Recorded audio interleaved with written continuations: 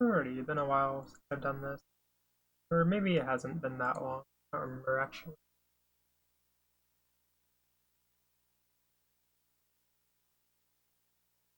Oh wait.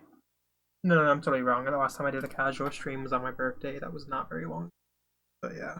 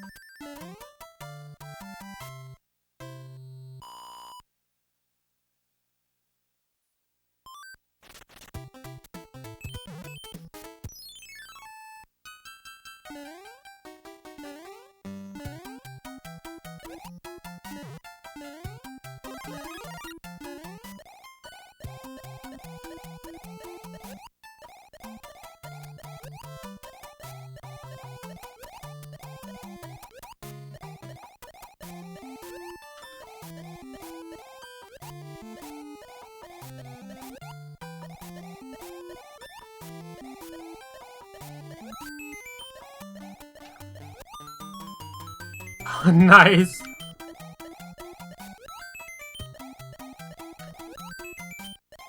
That sound is really funny. Also, hey, Aegis.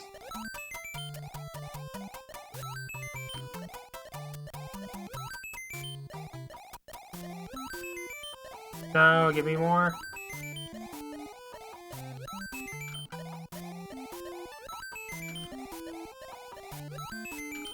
This sucks, I'm running out.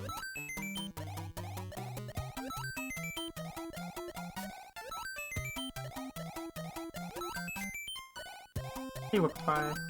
Thank you for the clock. I will need a lot of luck, and I also need a lot of Ys because I cannot beat this game without dying so much. I mean, I can't beat the game at all, actually, but having more Ys would really help.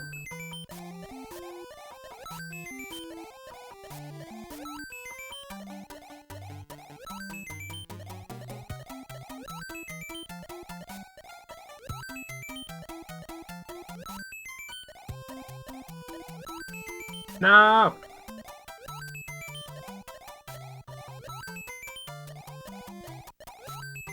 This might be it. Hey Kyo, how are you? I'm just gonna keep doing this until I literally fail it. Which is gonna be soon, I swear, because they're not coming out fast enough. Yeah, nice. Cool, I have 46 lives. That is probably more than I would need right now. Am I gonna play 100%? Honestly, it's a good question. I realize 100% means doing every level, as well as,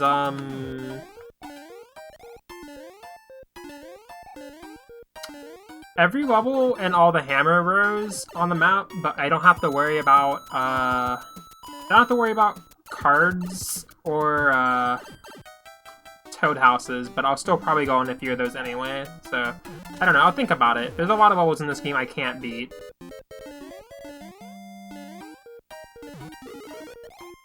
Like, this game doesn't have level design issues like, Japanese 2 does, but I still find that an easier game to beat just because at least Mario 2 has, like, checkpoints. Oh, I actually missed a star. That's fine. I don't need the 5 lives out of this, so... But yeah, I don't know. Like, yeah, they put, like, 1,000,000 levels in this game, like 96 or something. But... at the cost... I mean, they're also all unique, so that's also cool. Like, no levels repeat, and there's a ton. And that's, like, all good stuff I should be happy about. But... it's like... you know, I don't know. Not having checkpoints, because all the levels are so short, makes the levels that are actually difficult way harder to beat. Also, whenever I play this game, I have an issue with not trying to break every block possible, because that's just so fun to me, and I don't know why. Also, yeah, there I found the thing. I forgot that was right there. I was like, where is it? But yeah, I do that a lot. And yeah, 3J I know is harder because you get reverted back to small. Oh wait, I went up too early, damn it. You get reverted back to small after getting hit with a power-up, which sounds pretty jank. Oh no. I don't need it. I don't need it.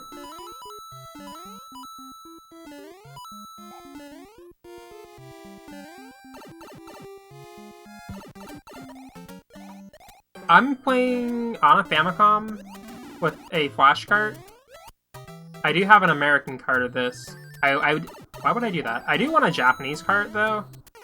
Nice. I just coded myself.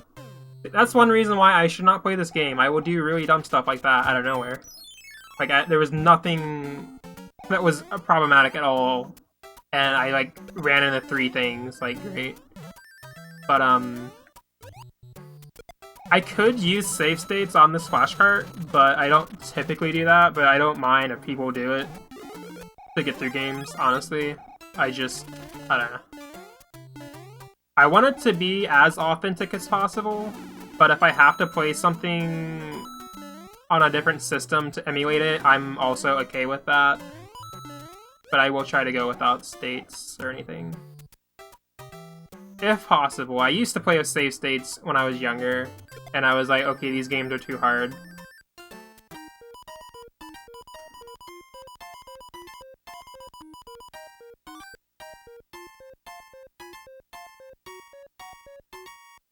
Oh, the roulette thing with the picture, that is just a lot of strict timing. It can be a bit fun, though. Also, I don't know if this is consistent every time. I think it's consistent every time. Or maybe they're random. I don't know, actually. Code houses. But yeah, part of the issue I have with this game also is that a lot of the levels are auto-scrollers, so I question if I really want to play ones that aren't mandatory. Like this level. Like, this is probably the most fun auto-scroller just because it is the first one. So it's not crazy, but some of the later ones are annoying and you have to go through them, and yeah. Damn, that almost got me. Wow, okay. I need to learn, like, my momentum in the air, because I screwed myself over pretty hard. Like, this is a Mario game, of course, I'm gonna go really fast when I jump, but I'm so used to playing 1 or 2 at this point that, like, I haven't played this in quite a while, and, like, oops. Okay, I'm just gonna forget that. I have friends who tell me they can't play 1 or Japanese 2 because of the physics. They say the Mario jumps really funny. And they like it a lot more in this game, the way it feels, and I'm like, I don't know. Like, it's different, but I don't think it's problematic. But whatever. I don't know, I usually have the opinion of, oh, it's not that bad. In particular, they meant, nice, I got an entirely different one for each. In particular, they meant how when you jump with Mario, you can't really turn around. Like, not like Simon Belmont or anything crazy like in a Castlevania, but just that, like, I don't know, apparently he's a bit more free-flowing in this game, like, well, this is a bad spot to show it, but Yeah, I know, Mario 1 and Japanese 2 don't really get to move around a lot in the air, but in this, apparently it's a little better to do that. Although, I don't know how much I agree to that, because the only case for their argument was that if you know, if you're gonna jump over a pit, but you have to second guess it, and then now you need to slow down, but now you're gonna fall into the pit, and I'm like, that sounds like way too specific. Like, that sounds like a personal problem, and less of a problem with the game itself, because I don't run into that problem a lot when I play Mario. Like, I mean, I'm not gonna lie, I've jumped into a lot of pits in Mario 1 and 2, but like, not enough to the point where I said, okay, it's totally just because, you know, Mario doesn't turn that easily in the air, and I'm like, eh. Like, hell, I'm sure I could do that in this game, and then be like, I just don't like the way Mario turns in the air.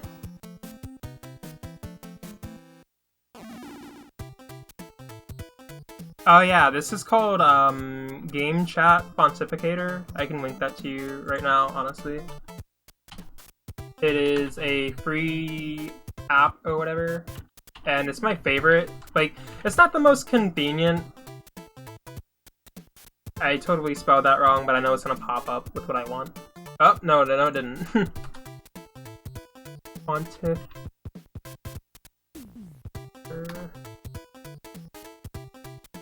Maybe it's just game chat font then. Actually, I can't find it. Oops, I can't find it now. What the heck? Who made this? It was in...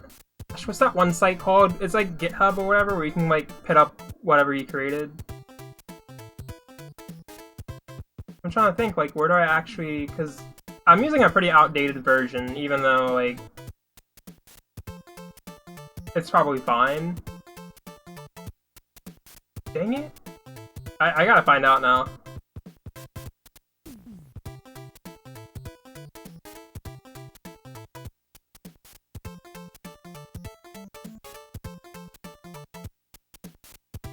Nope. Or maybe it's chat. Game Foncator. Yeah, that's it. I swapped around the words and then suddenly it freaks out, like that's not the right thing. Here we go. I swapped the words around a lot. So I wonder actually, has this been updated this year? Yes, it has. The fun thing is that you can change the window type to different games, and you can make custom ones too. Wait, let me see. The font currently is from Bionic Commando. You can change the font to whatever you want. Like, this is Animal Crossing font. That does not look very great right now. I mean, it probably would look better if I adjusted it more, but this is Bucky O'Hare and whatnot. So it comes loaded with a bunch of them already, and the new one probably has better stuff. And then the border I can change as well. Like, this is from Crystalis, and this is from Clash at Demon Head. This is also Bucky O'Hare. This is Castlevania. There's quite a few to choose for Castlevania actually. This says Simon's Quest. This one is Dracula's Curse. But what was I just on actually? I already forgot. Oops. I think I was on... Oh, I was on Moon Crystal. Right. But yeah, so... Pretty neat. If they updated it with a bunch of new looking ones, I might get it. But I haven't really been too concerned. Oh yeah, there is one for Mother. Yeah, there's Mother font and there's Mother, like, text boxes.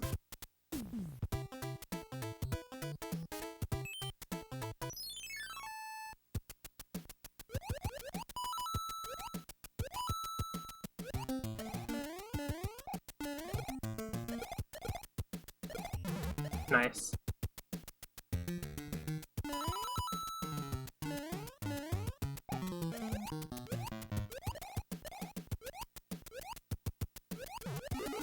I was trying way too hard to spot that with my tail, and I figured it wasn't gonna be anything but a fire flower anyway.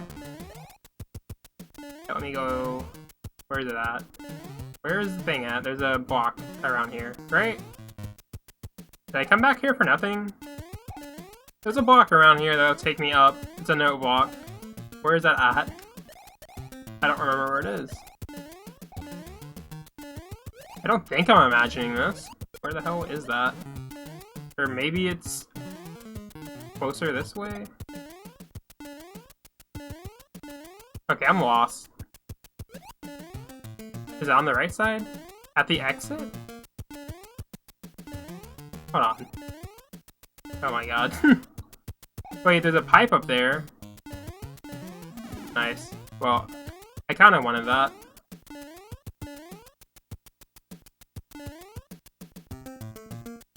The first one I was checking? Oh. Hold on.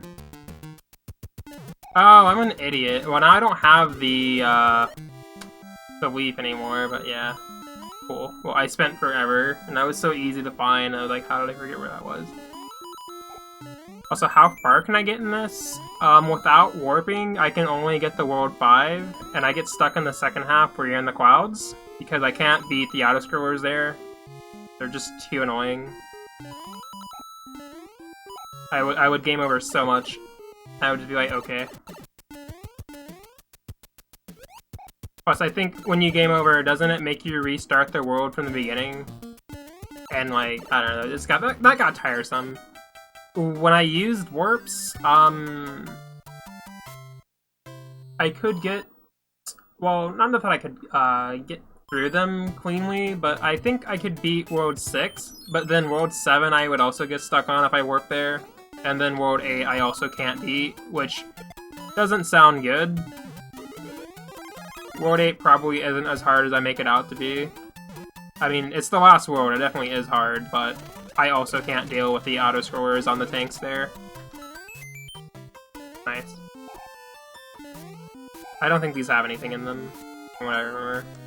Oh, no, okay, that does have something. And this one is just nothing, probably. Oh, okay. Nice.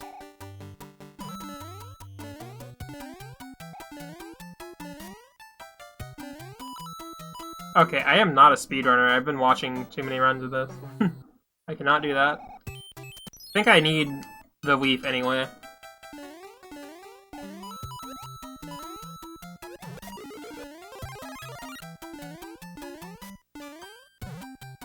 Watching people run this game is what made me want to play it, though.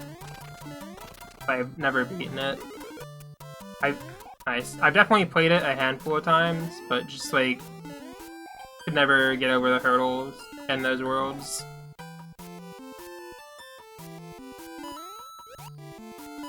And I'm like, I don't even want to imagine running this game, honestly. It looks way too hard. Meanwhile, though, people are like looking at Mario 1 and 2, and they're like, well, these games have like frame rules, and you gotta worry about all that, and I'm like, no, I just don't want to deal with this game. It's very long and difficult.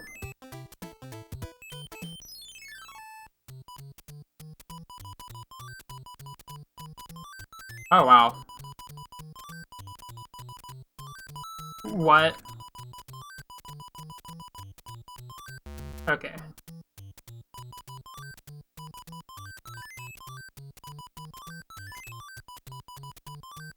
Okay. Nice. Yeah, they're hard because of how long they last, and I can't usually make it to the end of them. Connect the app with your Twitch. Hold on. Okay, mushroom is not very useful. When you open it up... Well, actually, I don't even have access to that screen right now. Or do I?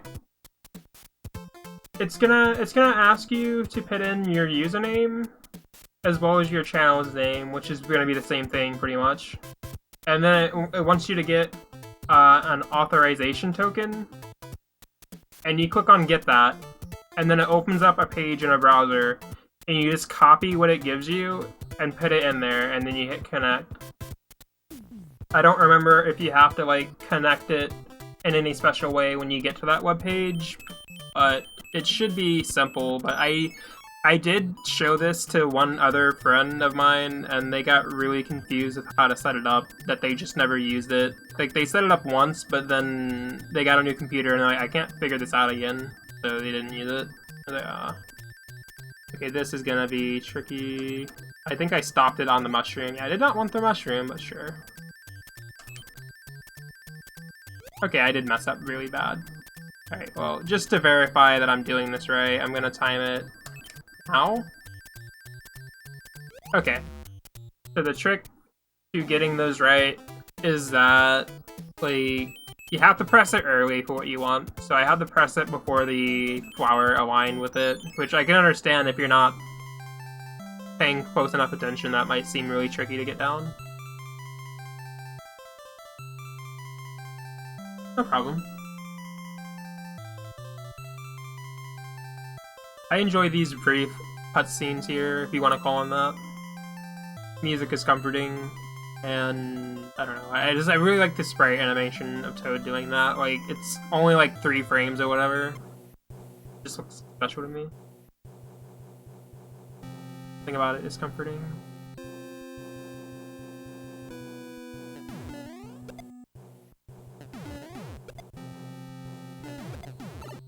I knew I was gonna do something stupid if I kept jumping on them.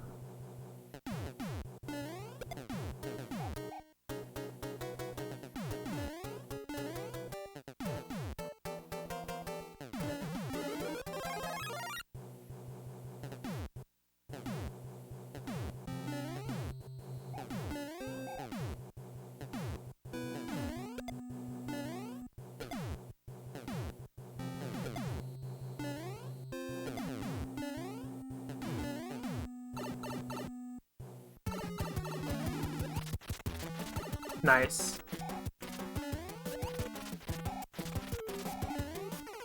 Okay. Well, that's painful.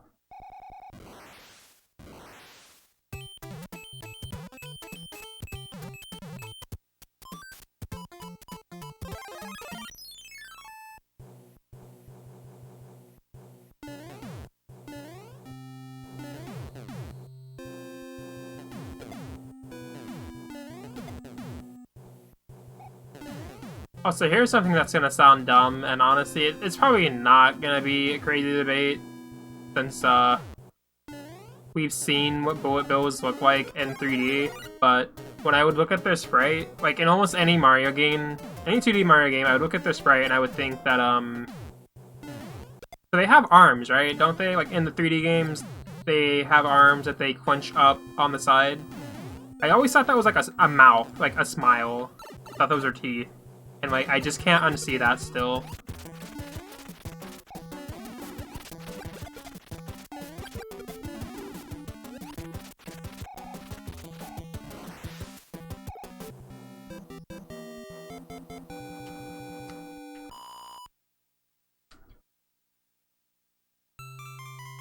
You could see it, yeah.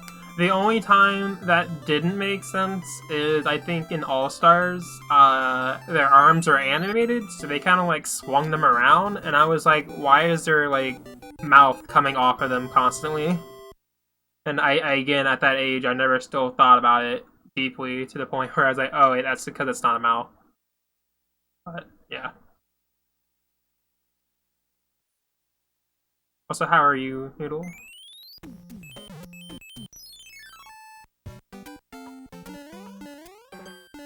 I almost jumped right into that.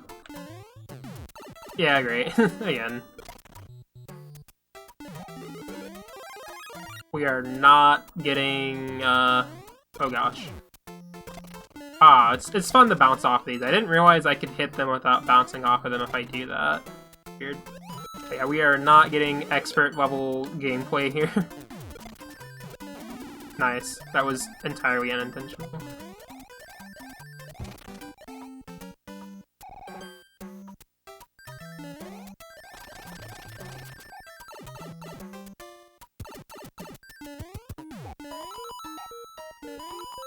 I'm alright.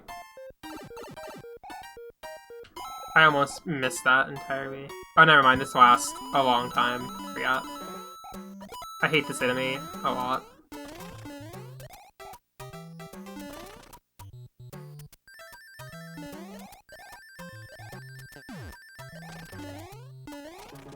Wait, one of these is a... Never mind. I don't know why. I thought one of those was another P-switch.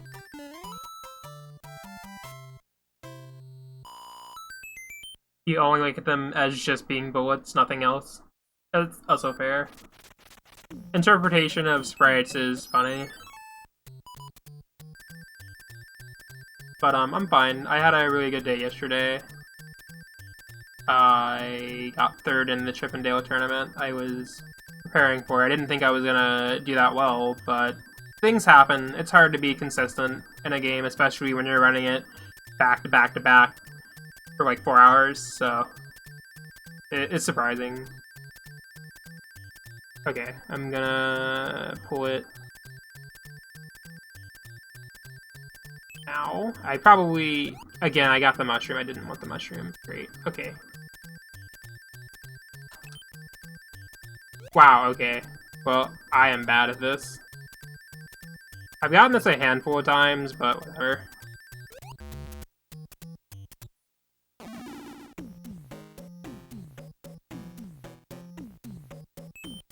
Oh yeah, they don't have arms.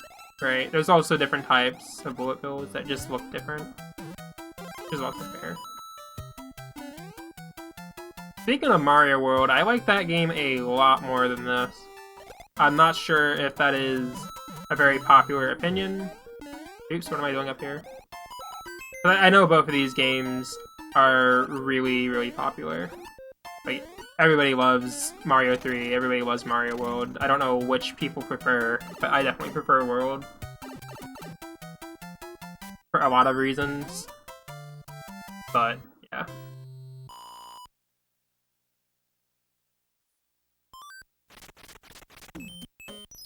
I would...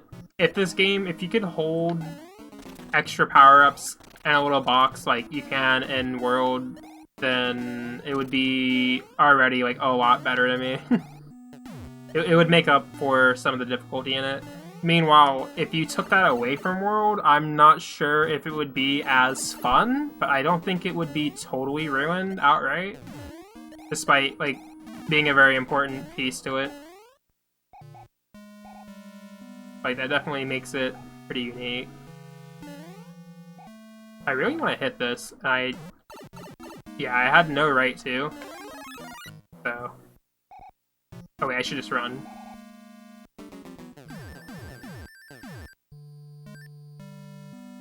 Oh, if it had a hammer burst too, that would be pretty cool, yeah.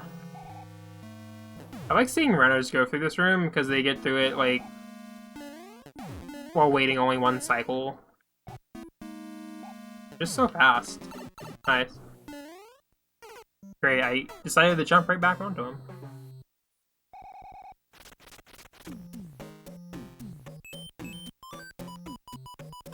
At least this game has that. Like, I guess that's vaguely, like, the idea of holding powers, except as many as you want, but before bubbles. Powers and other items. Pretty cool concept. Like, that definitely helps save this game for me.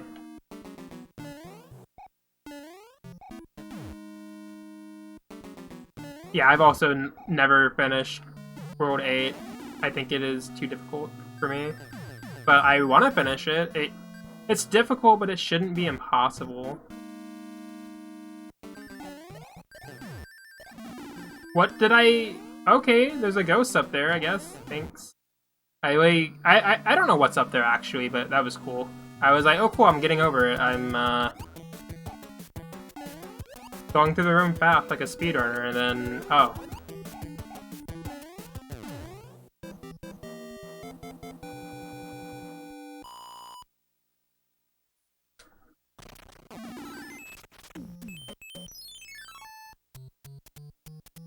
Trying to remember what I picked up last. Nice. Okay.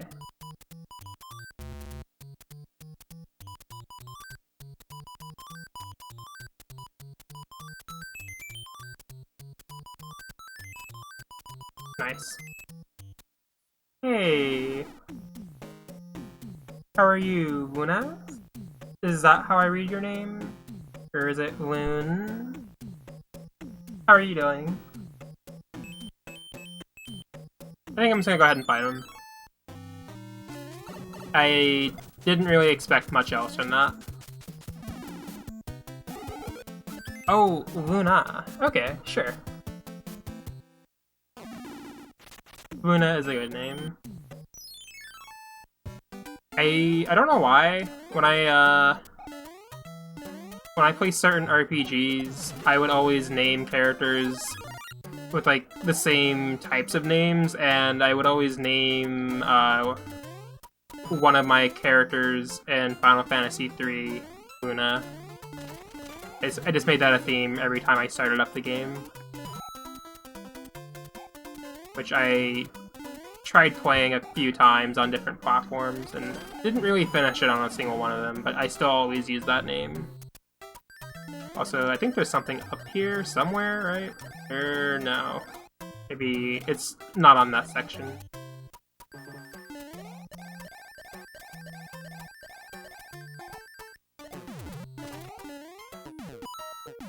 This is so satisfying. This is probably one of the best reasons to play this game.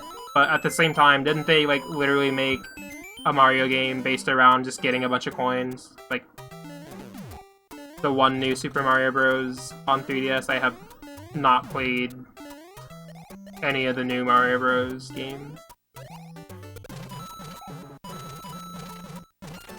Hey community, how are you? Oh yeah, on 3DS. Did I say DS or 3DS? I forget which. Don't think I specified, but right, that one. Nice. Oh my god. Great, it's over. All for some more coins. Funded. I was like, there's something in here.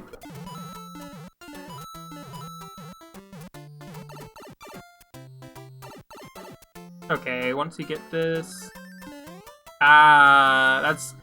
You know, I thought getting the star was a lot easier than that from what I remembered, but I guess I'm wrong because I keep missing it.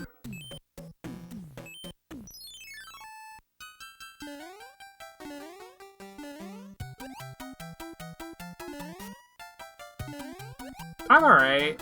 I had a really... Oh, nice. Okay, I totally forgot that was there. I actually did not even see that until, like, it was too late. I was like, wait, there's a bunch of stuff on the screen. Nice. Okay. I am flying. Wow. Alright. But I'm good. I had a really good time in a tournament yesterday, a speedrunning event.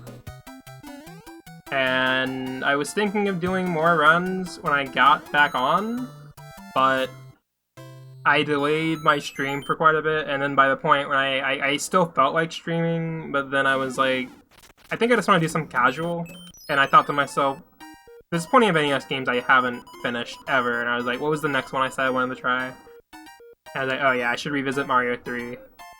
This game is just... It's plagued me. It's like, I finished... Okay, I could not finish US Mario 2. I could finish Mario 1. I think that one's easy to overcome with enough time. This one, though, was too difficult for me. US Mario 2 was too difficult for me, but mostly because, in that game, I could get to World 7, but I could never finish 7-2. I could never get through the labyrinth of that level without, like, losing all my last lives. And I think, like, depending on the version you play, I think if you play on NES, you run out of continues and you have to start the whole game over. But aside from that, that game's not too hard, just the last level is. But I ended up beating it because I did what speedrunners do, where you just jump over the ceiling. I cheated it, if you want to say. But I still do actually want to finish that game the intended way in that level. But this game, I just get stuck on, like, too many levels. Way different.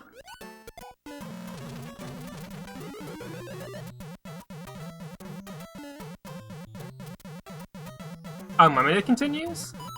Wait, did I say that? Are you asking me, or are you telling me that? Like, you think there might be? Ah, dang. That's not what I was hoping it was. That's what I was looking for. I was like, it... In this block, right?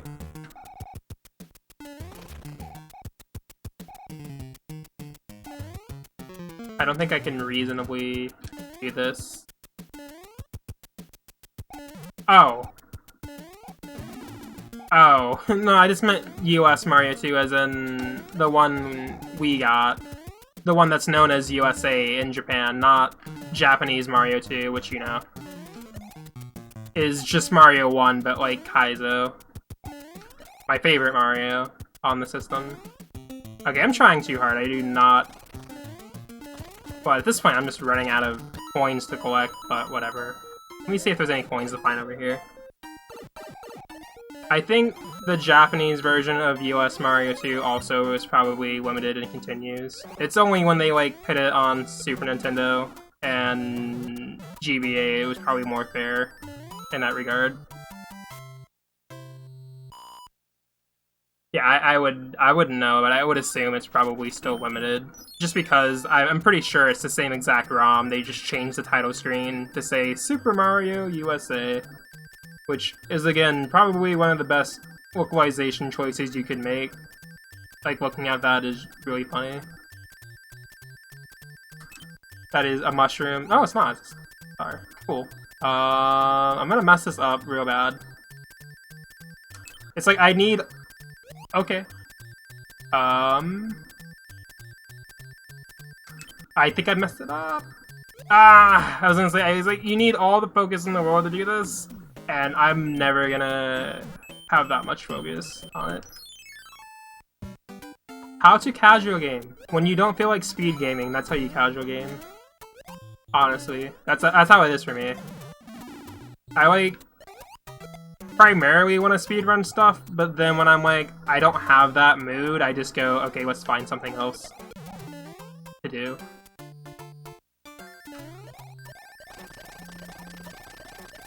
But my big issue when it comes to streaming stuff is that I primarily just stream speedrunning things, and so I'm like, I don't have anything interesting to switch to casually, even though there's a lot of great games on this system, so might as well do some of those.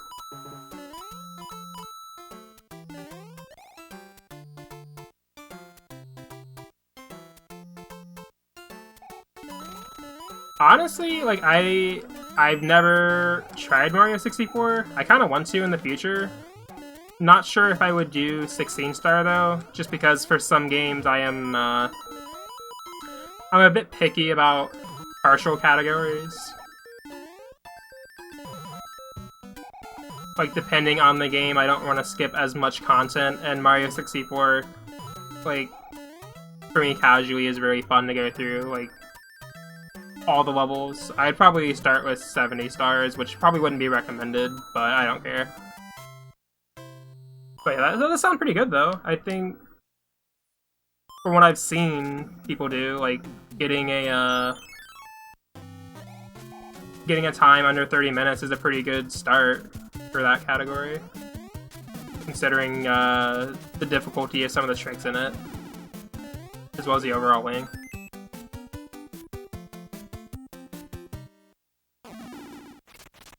Also, I use...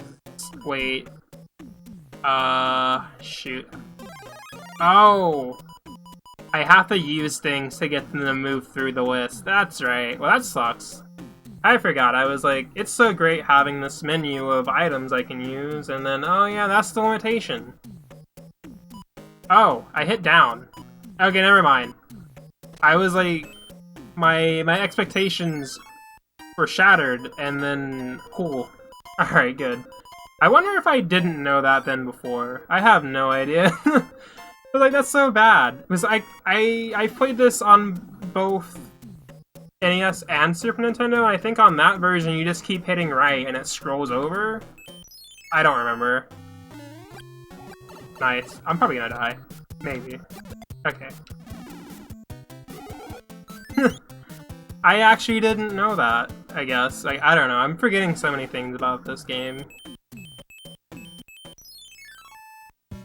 Like, I used to try really hard to beat this in other games when I started playing more NES stuff back in, like, 2010 to, like, 2013. I got a lot of old games and whatnot. And it was always weird for me, because like, I'd be like the only kid at my school who really liked playing old things, aside from like a few friends I made. And speaking of, one of the funny things about that is, you know how, like, there's clone consoles that'll play old stuff, and you'll see some of them that, like, they can fit in, Aw, dang it, I wasn't sure they were gonna walk off. They can fit in, like, NES, Super Nintendo, like, Genesis carts all into one, like, system or whatever. I don't know, those are, like, really common in the retro shops here, at least, but, they also had some things where it was, like, portable. It was portable, and it would play, NES games, and I got that, because I was like, that's a really sick idea. Even though, like, I could probably put an emulator or something onto, like, a portable device, and, like, that would probably be a lot more efficient, because the device was really cool, but it ate up batteries, and on top of that, wait, this is a bad idea. I just thought about this. It ate up batteries, and also the device was smaller than an NES cart was, so a lot of the cart stuck out the top of it, so it didn't look very efficient, but I had that for a while, and I only had one of them. Yeah, it was like $40 too, so it wasn't that bad for the price. Or maybe it was less than that, honestly. I don't think I would ever pay that much for something like that now, but if it was less than that, it was pretty good. But, what I was getting to is that because I was, like, one of the only kids at the time, this was when I was in middle school, I decided to get that, and I was, like, really getting into old games and stuff, and I took it to school with me, and some other kids saw it, and they asked me if it was a Game Boy, and I looked at them, and I was like, what? I was like, who the hell looks at this? Like, how do you think this is a Game Boy? Like, how have you not seen a Game Boy? Like, we're the same age. Like, what? Like, at least GBAs were, like, common when you were younger. Like, excuse me. But, okay, I'm not gonna remember what I picked up. Or what I flipped over there, but whatever. Hopefully that helps.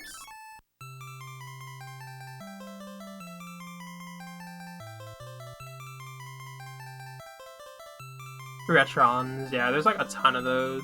Or at least there were, I don't know. They're probably still in the shops here. But, I've just never given them that much attention. Whenever I go into, the shops, I always, like, take the same order of browsing all of the NES games behind the glass. Or, like, all the Super Nintendo and, Game Boy games, and then I go over to the wall where there's, like, PlayStation stuff. Ah, dang. And then I, like, ignore pretty much everything else. Although, the one shop in particular in my area, it also has, like, movies and music as well, so sometimes I look at those, but yeah.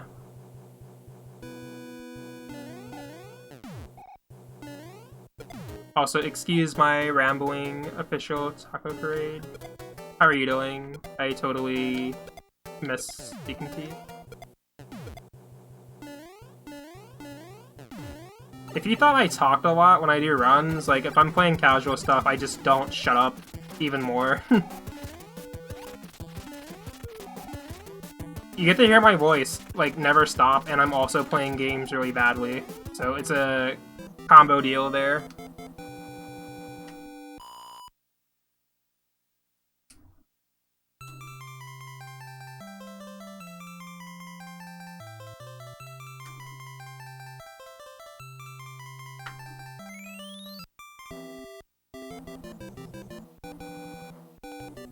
Hopefully it is. Hopefully. I always, like... I don't know. I mean, I'm not the viewer, but I always feel as though, like, when I go and talk a lot, like, I don't ever have anything actually interesting to say, like, ever. Like, sometimes, maybe.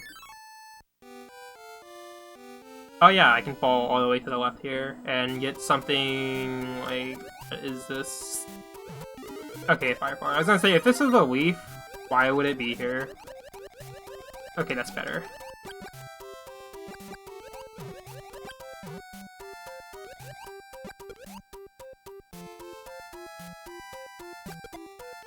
I also just often feel like I have a way, like, worse issue with it, though, personally, because, I always lose my train of thoughts. I can never stay focused. And I'm, like... It's just really easy for me to speak redundantly and go on tangents all the time.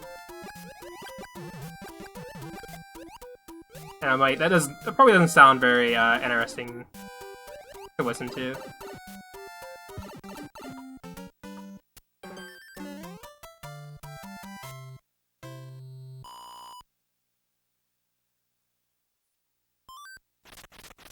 Yeah, I'm definitely way more relaxed right now.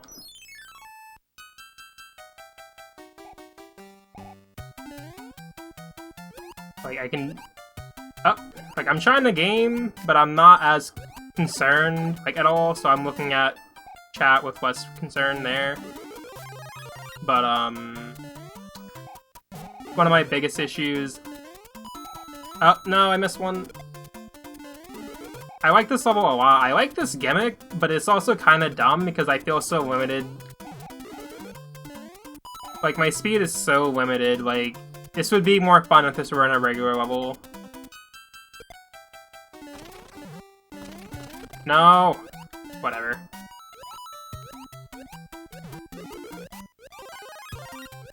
Wow! Okay, I was like...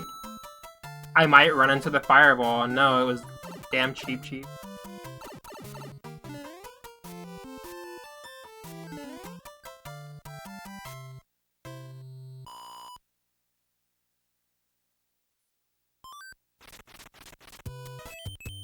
Okay, one of these has another frog suit. Or do they all have the frog suit?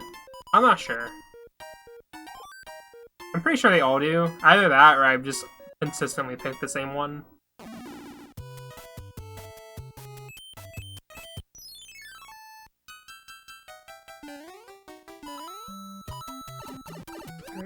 Great. Oh, I totally would have been dead if it wasn't for that. Oh. I should have picked up a... Nice. I should have... Get me out of here. Should have picked up the shell to toss at him. Oh my god, that happened like so last second. Oh my god, that was also like... Wasn't very intentional.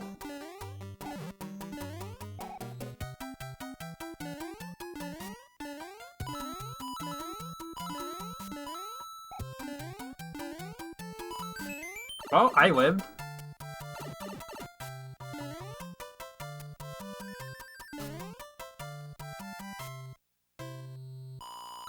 Yeah, just pick up the block last second and hit him.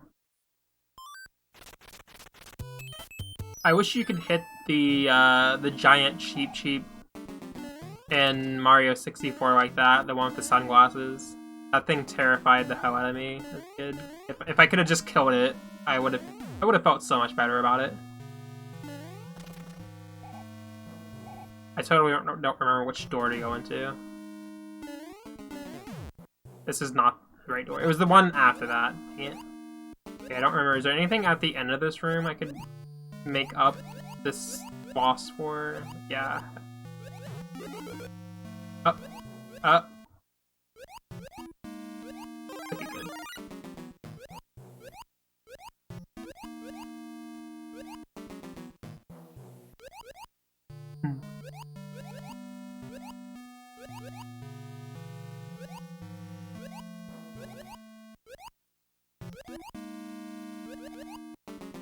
If I want to know something just out, is that what you mean?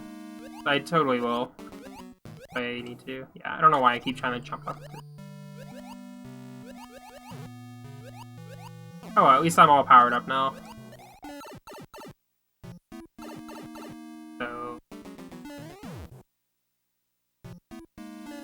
It's the one after the one I thought it was in. Why would I stop? It's this one. Oh, no, it's not this one.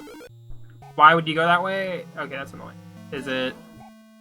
That just has to be this one then. Okay.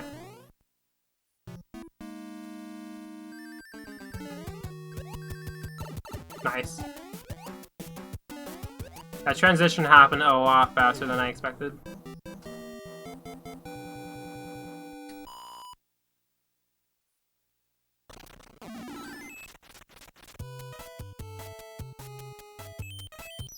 Okay, this is not gonna go well since I already picked and forgot things I picked up here, so... Oh, god. Alright, well, I know that the two left... or the two bottom corners are stars.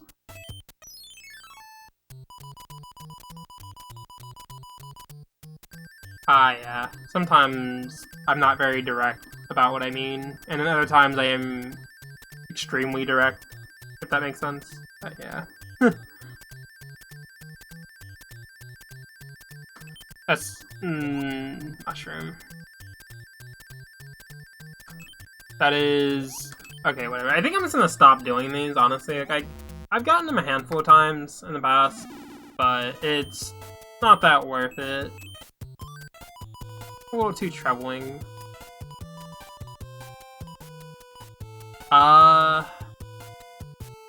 If the Hammer Bro is over the water, does that mean I actually fight them in water? I can't remember, but I think that's the way it works. And if it is, then that doesn't sound very fun. Like... just get on the ground. Or do that, I guess.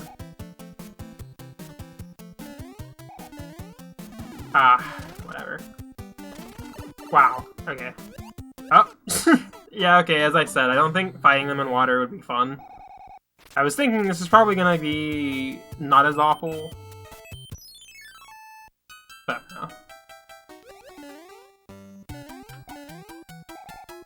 Oops, why am I jumping up higher where I can get hit by it?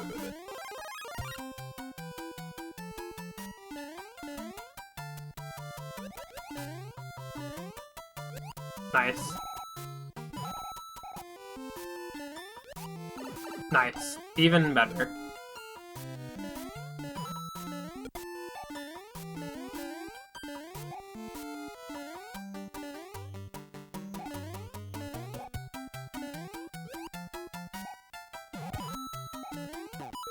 Nice. I forgot there were, like, invisible coins or whatever that appear.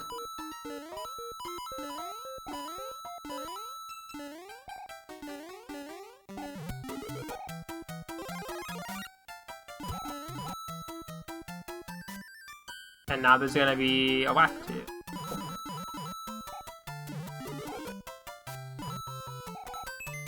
Forgot that these bouncy spinies were a thing.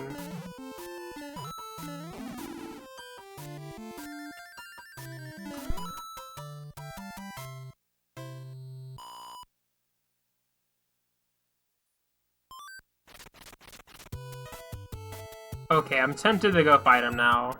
This one is probably not the same one, but it's on land, so that's like so much better.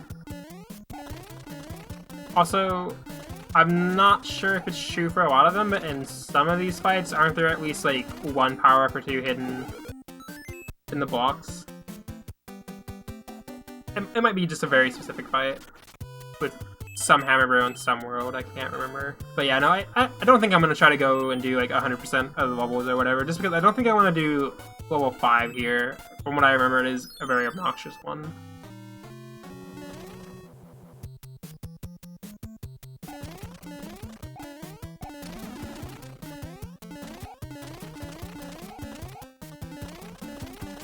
Whatever.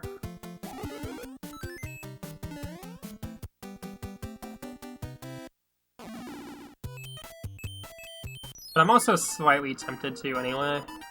I might just try one. Like, if I die in it, I'm probably not going to repeat it. And I think I will hit on one of these. Because why not? I should at least try using it in some level. What a funny suit. I have not seen this thing be used in like forever. It's a pretty cool idea, though.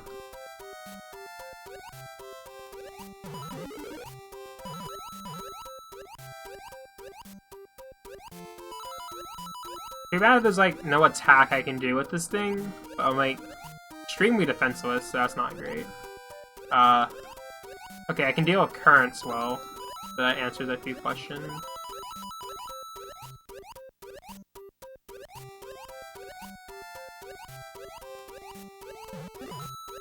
Nice. Well, I figured I would mess up at some point anyway. Move a little too freely with that thing. It's gonna take some adjusting to. Nice. Nice! Oh! Okay. Hey, Warranium, how are you doing? I haven't seen you in a while. Hope you've been good.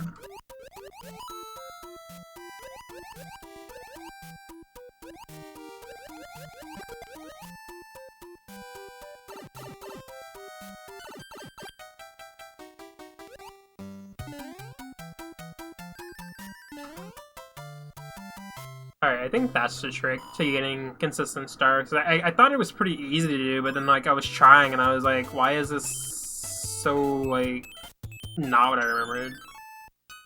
I guess I gotta jump like at a certain point.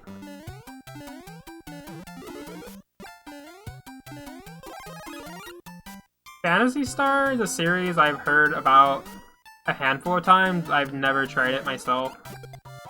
I know it is a series that started on the Master System, right? And I don't know a lot of Master System games, honestly. That's a system I'm not sure if I want to actually, like, buy a console of, or copies of games for. Like, I'm not sure yet. Like, it is pretty different, but also pretty cool. Like, from what I understand, when I looked into it, isn't, like, the hardware for the Master System, like, technically better than that of the NES? Like, it could have better graphics, or at least better colors or something, but it just didn't have the... Oh, nice. It just didn't have the popularity, so nobody wanted to put systems on it, or nobody wanted to put games on it, and they, nobody's gonna buy, like, a lot of stuff on it when Nintendo has all the best games, so, yeah, that's what happened to that one. At least from what I looked into. Yeah, I noticed that when I looked at, the only, like, literally the only Master System game I played, and the only one I really like, for sure. Nice. Wonder Boy 3, great game. I thought it looked very, very nice. I was like, wow, this is an 8-bit game? Like, not that it looked like it was crazy advanced or anything, but just the fact that, like, I was thinking to myself, I'm not sure the NES could, like, look as pretty as this, despite some of its best-looking games. Like, it's just an entirely different style. Oops, I totally repeated the same problem there, but that's fine.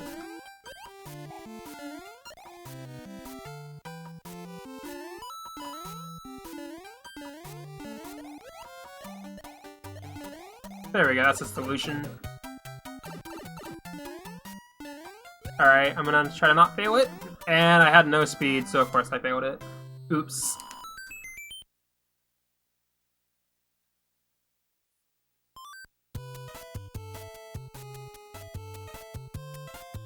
Yeah, like this like tech-wise, the systems were better in performance, but they just didn't have the marketability nor the games.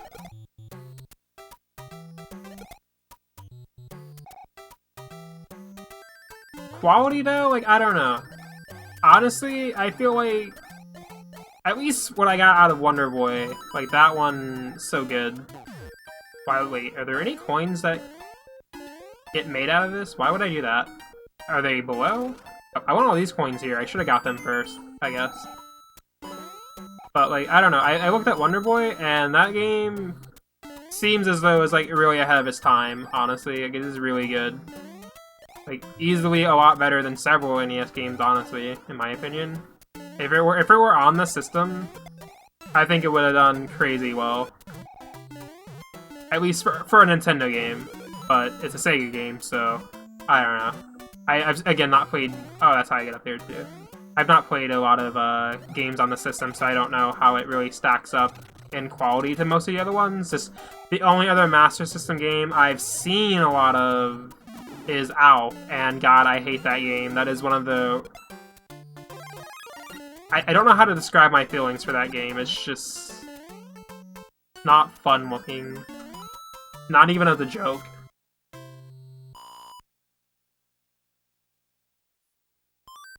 Running around with a tail and jumping. What happened on Tuesday?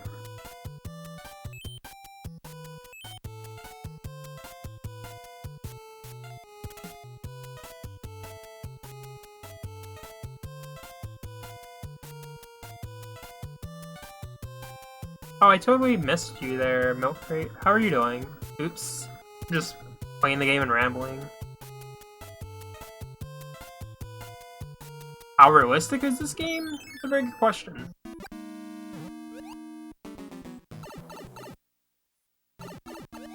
I'm not quite sure, but I am a very red-tinted Italian throwing fireballs in water, so I'd have to say it's probably got a good degree of realism to it, honestly.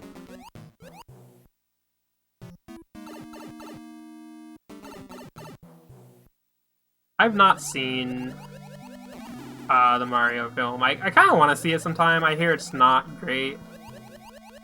I've not... I don't have a lot of experience with Mario media in terms of, like, non-gaming stuff. Like, never really watched either of the shows, and I didn't watch the film. And even though, like, they're all before my time, some of my peers around my age, they claimed, like, oh, I've watched the Mario Bros. Super Show or whatever, like, it was on this or whatever when I was a kid, and I was like, well, I never saw it, but I have no clue what to think of any of those, but they all sound kind of neat, like, just crazy how big Mario was, and still is, but there's, like, no... It'd be crazy if there's, like, a Mario anime or something that was just ongoing. Or, like, some manga, although there's probably been mangas, for sure. But not very many were localized, probably.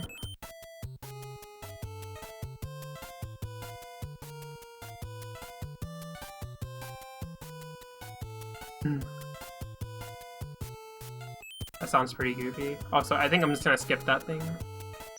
Hey, Bookify. Have you been racing so... Oh, nice. Have you been racing so far? Did you and your group figure out what game you were gonna do?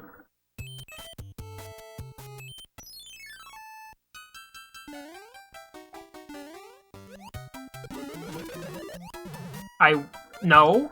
I wish that... Wow, okay, I wish I slowed down, but also that turtle shell hit the damn fish. Hey, why?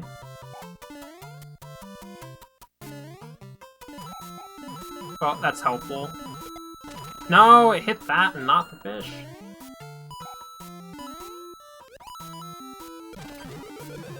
Great. Oh, there, it finally hit it. I knew it was possible. Hey, Ward Maxon. How are you doing?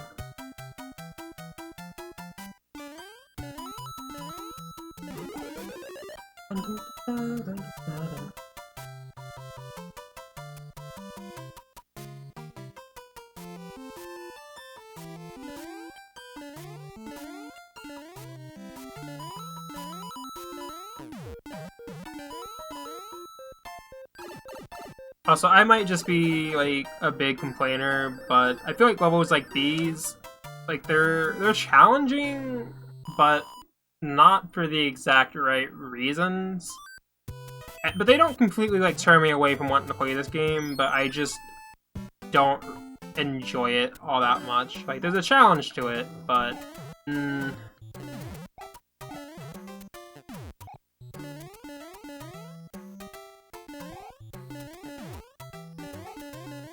I want this to really, like, stop. Thanks. Oh yeah, I forgot Bob-ombs are in this game. They're pretty cool. I like messing around with these dudes. I forget exactly how their mechanics work in this game. Yep. That is... Alright.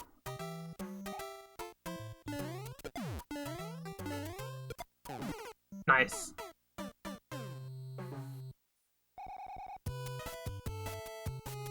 Oh, you did. Oops, I totally missed it. I'm sorry. Like, I find it funny. I'm not even speedrunning anything, but I'm still missing chat just because I'm having some form of enjoyment with this game. Let me go and read it then. Oh, You would have read it right there. Oops, I just missed it. Okay, that's why you gave me more good luck. I was like, what's the context to that? Okay. Princess Remedy in a World of Hurt. I've actually played... I'm not sure, actually. Is that the free one, or is the second one... I forget. They have similar names, but I played one of the Princess Remedy games. Because the group of people who made that game, they're pretty interesting. So, if you like Smash Brothers, then... Well, if you've looked on Steam around in a few places, you might see that there's like a few Smash clones on there, and one of the most popular is Rivals of Aether, but this company did their own Smash clone, and the really funny thing about it is that they actually like made a ton of games.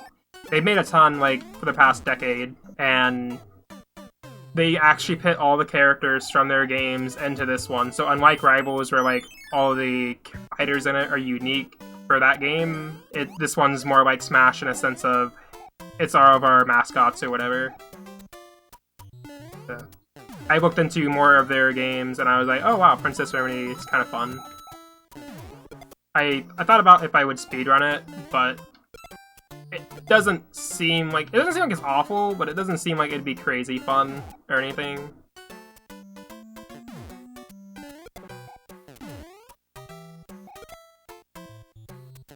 Wow, the radius on that is not great. But yeah, their clone is called... Oh, and the Bob-ombs also get used up. They don't respawn. Well, that makes sense. But yeah, their game is called Slap City. And honestly, it is kind of a mess. Alright, nice. The hitbox lasts a long time, but whatever. It has, like, questionable balancing, but that also seems to be kind of the point of it. Like, everybody is really busted. It's like one of those Smash mods you'll see where everybody is overpowered like crazy.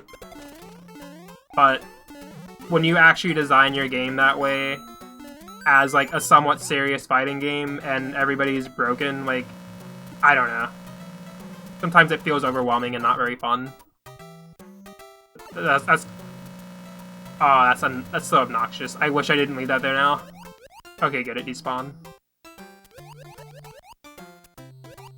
That's been part of my problem with it, that, and also the community for it is very small, as you would expect, because everybody just looks at it like, oh, this is so memey, and, like, so few people want to play it, and then all the people who do play it, the community is, like, mildly toxic, so that's not very fun to be around, so I just don't engage that much, sadly. Like, it could have a lot of great things going for it, but I'm not that fun.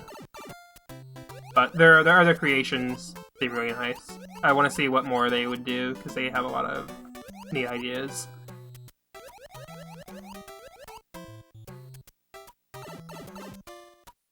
Alrighty, I hope it goes well. I'm trying to remember, like... I think if it's either Princess Remedy game, honestly, it might not last more than, like, an hour or so. At the most. They are... kind of short games. I'm actually trying to remember how long it took me to finish it. I think I got close to finishing it. Not in 30 minutes. I think I got stuck on something for a bit, but... I don't know, I think I took maybe roughly an hour, honestly.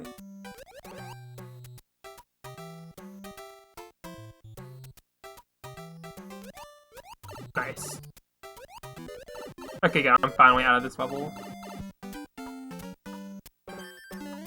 Nice, I totally missed that.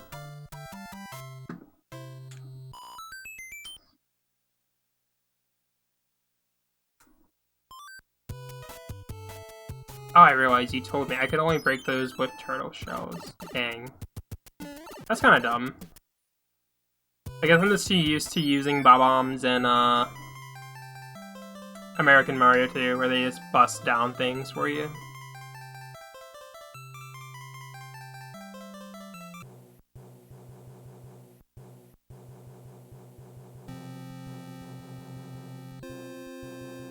Also, sorry, I have such a late response to this. You had, the NES that was bundled with this, Maxon? That's pretty cool.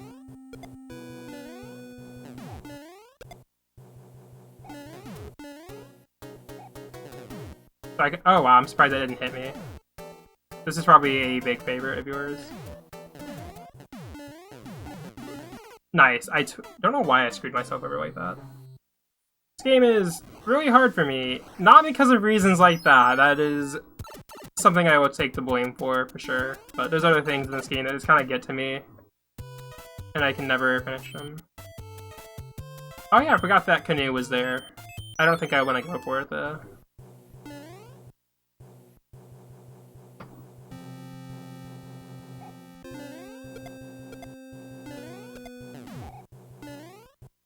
I think my first experience with Mario 3 might have been on the GBA when I was a kid. If I played that version, I played some of the Mario ports on GBA. But they're like really funny ports. Like nice. They have like a lot of altered things on them, and some of the quality of the music is not as great. But I kind of prefer the originals, but... Alright, I'm gonna give myself a power here. I might give myself 2 power. Never mind. I was gonna give myself a star, but then I remembered, wait, a star would be very useless on an auto-scroller. Like, I'm not gonna advance far enough to take advantage of that. But, yeah, this game... hard for me.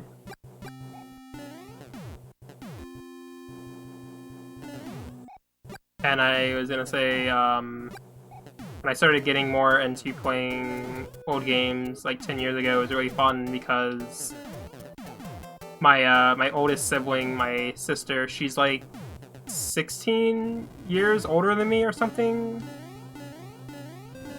If I'm calculating right. Yeah, I think so. But she's like... whatever, she was born in like the early 80s, so she grew up and played games then, but she didn't really play them much later on. And when I was getting into the system, she was like, oh wow, you're playing the old NES. Like, I used to have one of those. I used to have one of those and an Atari and whatnot.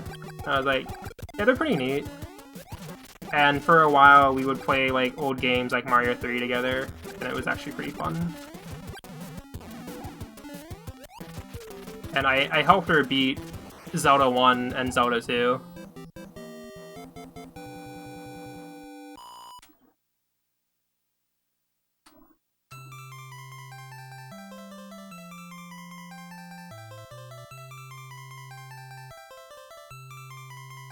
Revision 1.2. I'm actually not familiar with all the differences in the revisions for this one. But it was the only Mario 3 ROM I have on my flash cart, aside from the Japanese one. Does it fix any glitches, or does it update text? I think there was... I looked into version differences for Mario 3 a while ago, mostly for text.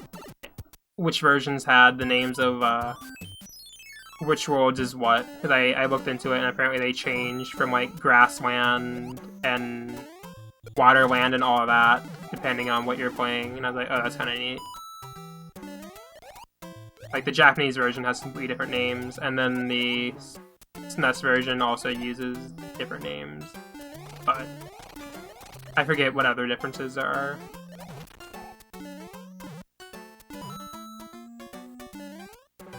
Hey, Crunchy.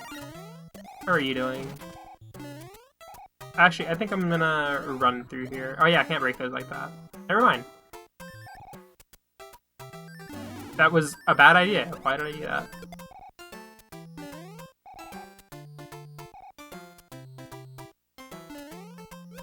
Yeah, this game is pretty good.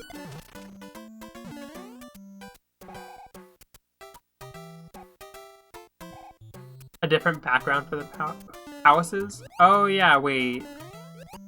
The Japanese version didn't it? The Japanese version also, like, placed Mario in a different room. You mean the palace where you talk to the kings? You get transformed? Dang it, I did not use that. That's fine. Nice. Oh my gosh, please. That was just a coin. Great. Just what I needed.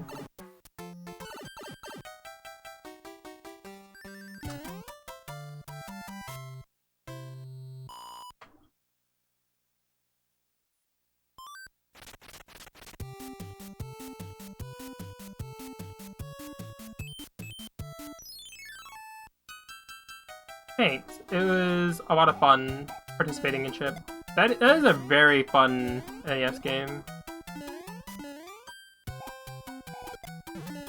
And I did way better than I expected myself to, personally.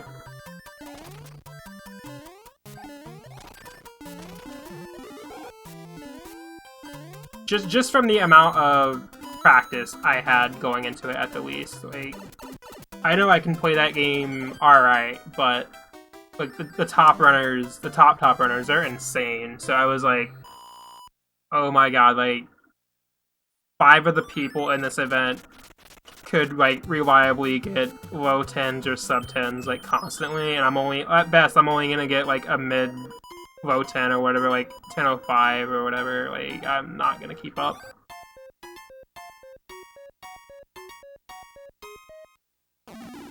You fast it. Deadly Towers. You know what? Okay, so I'm like really, really weird and picky about the types of games I want to play. Nice. Okay, good. There's a lot of NES games that I know them as like they're bad, like don't play these. But then there's other ones where I'm just like, I still want to try it. Like, I have no doubts it's terrible, but like I still want to try it. Like,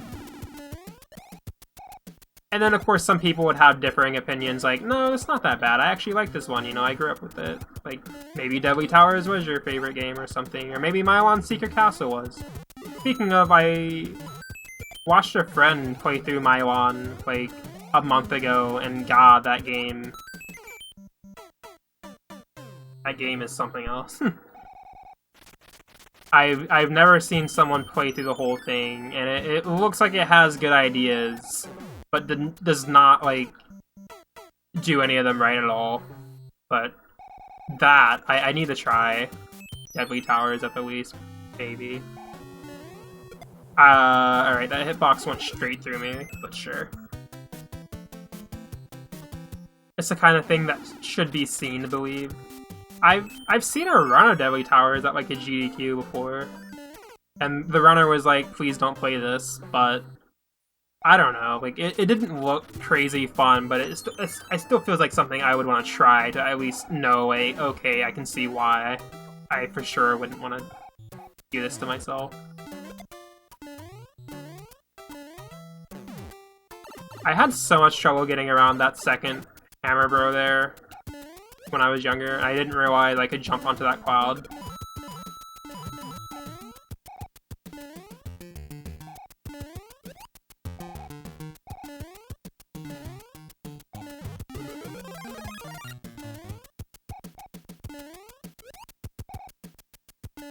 Okay, that was dumb. No. Okay.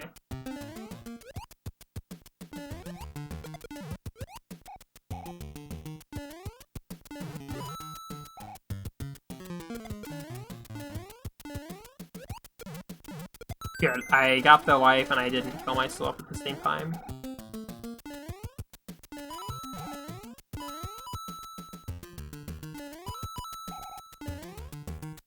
That is so awkward. I think it might have been that runner, yeah. Oh boy, finally, like, the first time I got 5 lives out of that. I didn't need them. I farmed some lives in the second level of the game just because I was like, I know I'm gonna struggle with this once I get like halfway through it.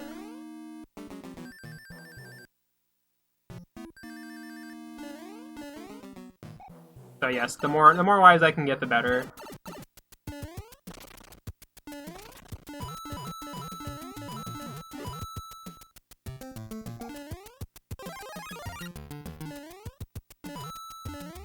Okay, I was gonna say, like, what is this actually? This is like some Japanese Mario 2 shenanigans there with that.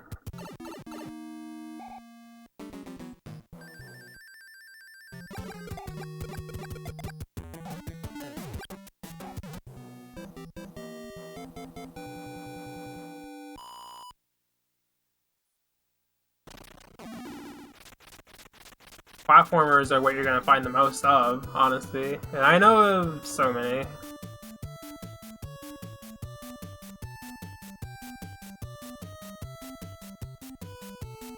Oh wait, you can tell that this is 1.1 just because of the hitboxes. Nice.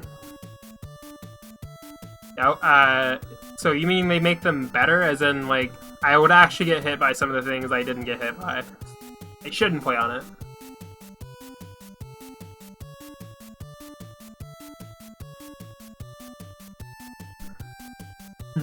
Most of them just don't have good gameplay. I still don't get, so this person here, not really talking bad or anything, but they don't enjoy Chip and Dale because it controls funny or something. I don't get that.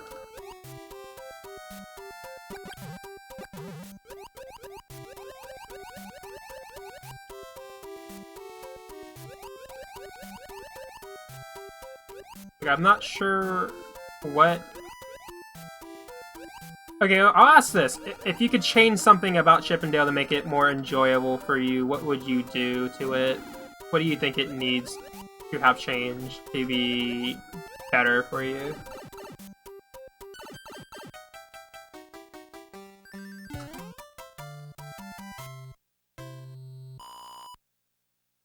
Tiny Toons is a game I want to learn how to run for sure. That game is fun. It is fun. It's one of those games where when I play it, I'm like, this would be really great if I knew how to go through it without stopping anywhere, because you have such speed when you play that game. But it has very hectic level design. Not terrible or anything, but it's just very, very dangerous to try to run through it. And so, like, a lot of times, ever since I started learning how to run games, I would always say to myself, okay, yeah, this would be a really fun game if I could manage to not slow down ever, like, just running straight through it. Like, that's always a fun sensation to me to learn.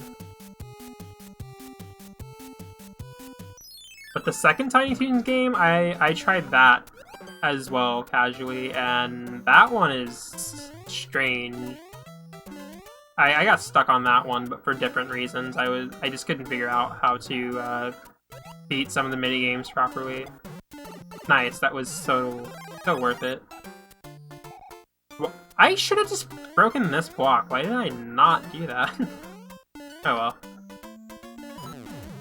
well. Okay, yes. Oh! Alright, I don't remember this enemy type. What is that bullet bill known as? Does it have a name? Just gonna home in on me. Okay, I deserve that.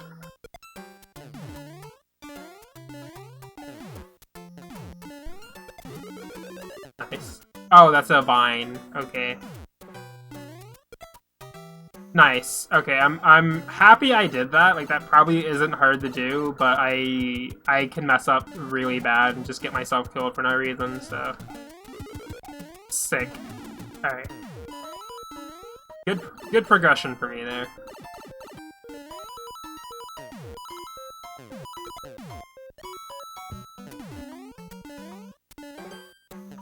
Oh my gosh.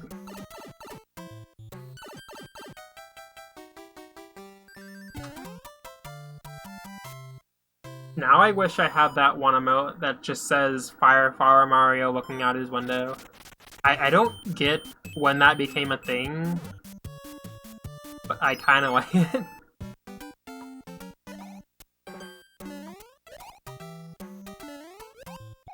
Wait. Feels too similar to the original Mega Man, which we think is too responsive.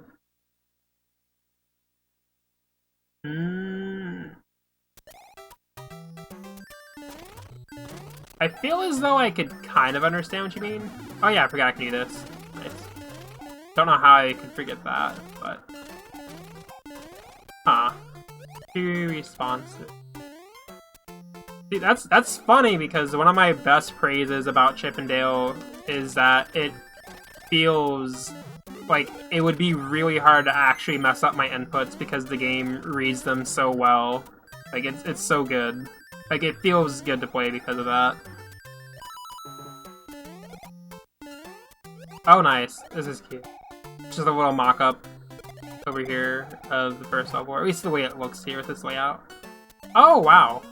Oh, I forgot. Wow. Okay, so World 4 here is my favorite because of the theme. I always like the idea of huge worlds. I don't know why, like, I always found it fascinating. Like, reading stories about, like, mice doing things. Or, like, toys being alive and stuff like that. Like, I don't know. That type of thing. So I think about being in a gigantic world, and it's, like, really, really fun. But, yeah, I totally don't remember this level doing all that. So it swaps. Now I want to see what both look like. Oh, wow. No, I don't want to lose this. Does that star respawn if I move away and come back? No. Okay. Okay. Nice. Okay, I tried so hard just to smack a block that gives me nothing. Right. Oh my gosh. I wonder... Does that star exist now over here?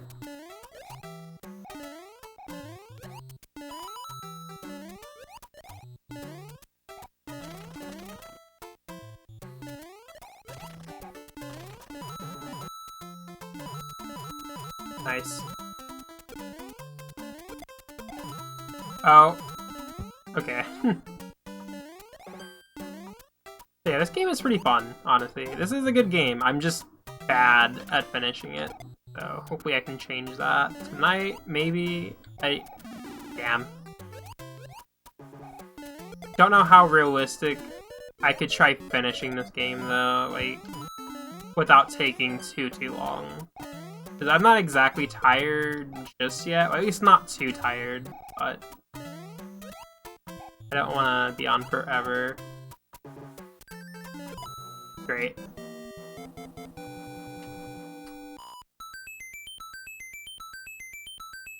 Oh, you can turn around instant. Oh, okay. I think I can understand that. And that's a much better way of putting it. You don't build up speed in that game. You don't build up speed at all in Chip 'n Dale. You just move, and when you jump and turn, it's very responsive when you turn like that. Okay, and now what you're saying about Mega Man also makes more sense, because, right, it's also the same deal there. I don't know. Depending on how the game's built, if you can't build up momentum when you do your runs and your jumps, if it's done well, which to me I would say Chip 'n Dale is, like, that's a good way of handling it. But meanwhile, if you are trying to do the whole momentum thing, like in a Mario game like this, and you fail it really, really bad, then that's also, like, not fun. So it could go poorly for both, honestly.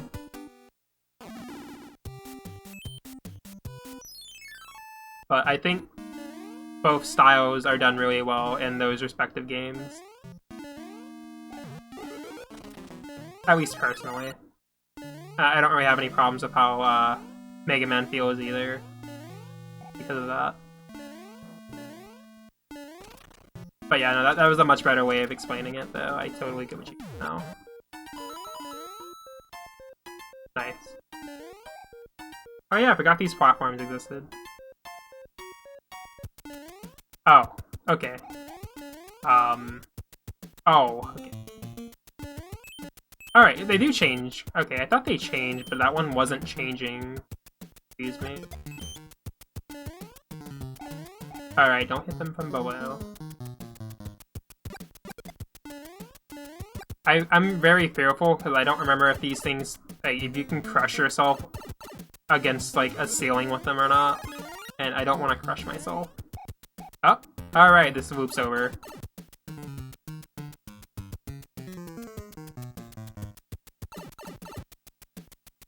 One of your favorite games does that exact thing with the momentum that you don't prefer about games like Mega Man. Nice. Oh, I do need to go over there. I can do this without using the pipes, probably. Maybe. If I fall down correctly. Yeah. I need to try Shovel Knight. I think I own it, probably. I own a lot of games. that I have not played. That is an issue, though, I think all of us have experienced. Okay, what am I doing?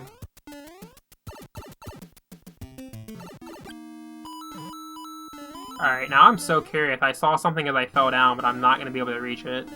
Oh well. I will never know. Oh, nice. Like, I love this room.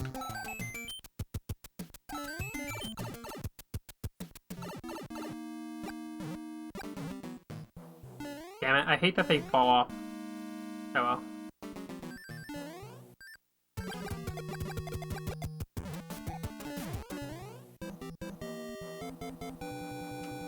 From Twitch Prime. Oh, Prime gives you games? I've never had or heard much about the features you get from it.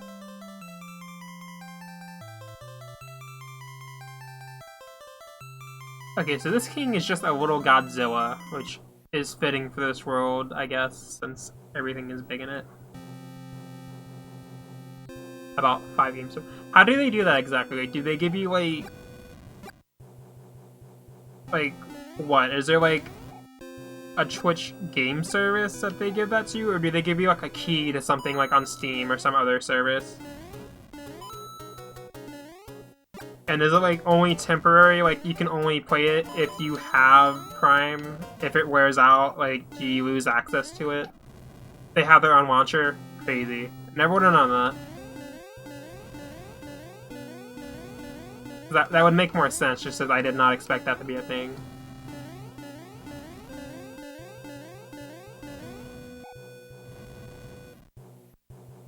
I mean, it kind of sounds like a nice thing, it's just, I don't know. I don't got it. I don't got it, and I'm not really stressed about not having it. Also, I don't know if I want that. I don't think I do. I love NES games too.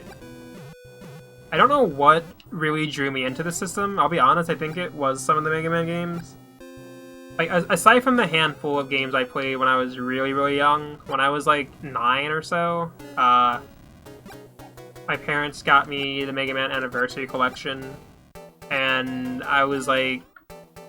Well, first I was a really ungrateful brat. I was like, I didn't want this game. This isn't what I asked for Christmas. And then I played it, and I was like, wow, Mega Man is really good. What the hell? Like, can't believe this. And honestly, I don't think I had a solid opinion of NES games at all. Like, damn. Not that I, like, had any kind of dislike for them, but I don't think I had any strong like for them aside from, like, the few Mario games I played at, like, cousins or wherever. But, yeah, once I played Mega Man, I was like, okay, this is, like, so cool. Oh my god, I'm dumb. Mega Man 3 is nice, I just don't like the dock robots. That's about it. Why would I come here without a power-up? I should have put one on.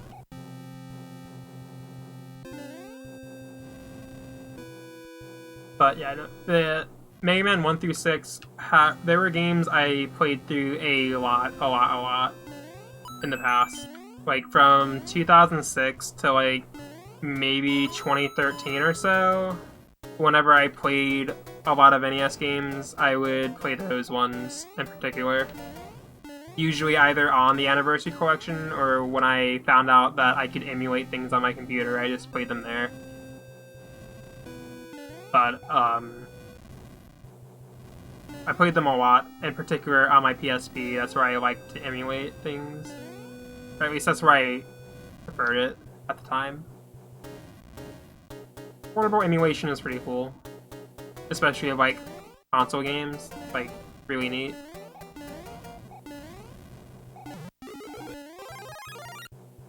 But yeah. Oh my god, I jumped right into that thing it threw, didn't I? Nice. So, I don't remember if I beat them all, like, a similar amount of times, but I played through them all, like, kind of rapidly. Like, when I couldn't think of anything to play on the emulator, I would just play the Mega Man games. So I had some much stronger opinions on which I liked the most out of the 6, but I don't remember as well anymore. I know I really liked 1 a lot, which is kind of unusual. Mega Man 1 is nice to me. 2 I actually didn't feel that fond for because of the level design and the Wily stages. Like, they get a little annoying to me and kind of like remove a lot of the fun that the game had otherwise. Like, building up to that point, really lame. Mega Man 6 is really good. That's definitely one of my contenders. The only other one of the 6 I'm not feeling strong for is 5, but it's been so long since I played 5, I can't remember what about it I didn't like as much, so I actually need to replay it just to know for sure. So it was like, 1 was nice to me, 3 was pretty good. I think I grew to have like more complaints about it later on, and then 4 was really good. Like, literally the only complaint I have about Mega Man 4 is that when you get into a boss room or when your health goes up, the fact that it like screeches at you is so obnoxious. I was like, why is this the only game where they messed up the sound effect so bad? It's terrible. It's terrible, but with that said, I have watched a lot of Mega Man 4 speedruns this year, and I've sat through all of that. I mean, I turned down my volume quite a bit, but it's still such a good game that I dealt with it. 5, I can't remember what I didn't like about it, and then 6 just has such good music, and I like the Rush adapter pieces. Like, those are really cool.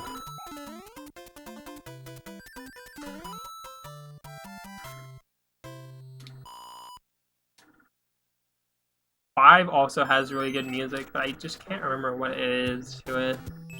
I just gotta play it now.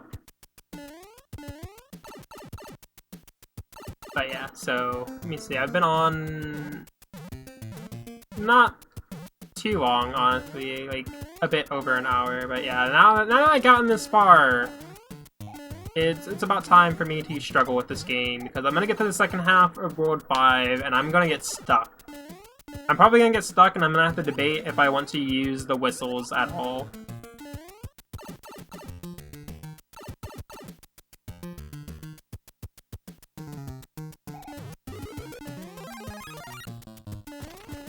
Why would they put that there, though? Is this not a... Oh, this isn't a power-up. Okay. I can't remember which of these big blocks have power-ups in them or which of them have just one-ups.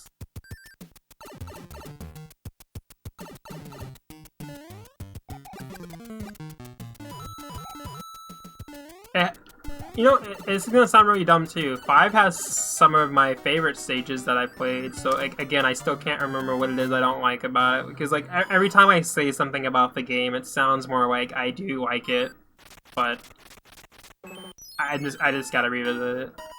Maybe I'll do that for one of the next casual streams I do. I really like Starman stage, and I like Gravity Man stage. I like that one a lot. Like, it's really cool. Not that fond of any of them. But to be fair, they do kind of get repetitive. Like, they made 6 of them, which is crazy. And the 6th one, they didn't release that at all in the Power regions, I don't think, because of, like, how late it was. But also, people probably would have gone like, oh boy, another one? Like, they all look the same.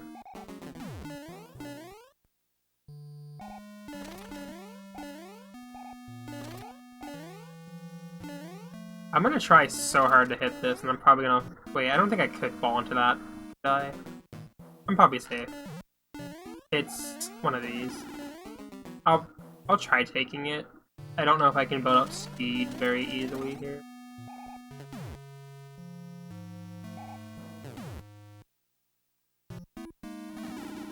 Of course, I'd have to be really stupid to let that happen, so that's fine. Alright.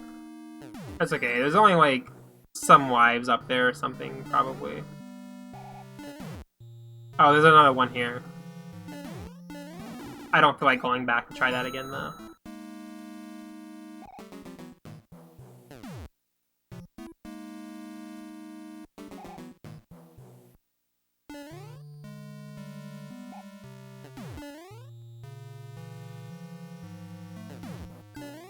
Nice. I'm okay with this. I just want to get to the end now. Oh, come on.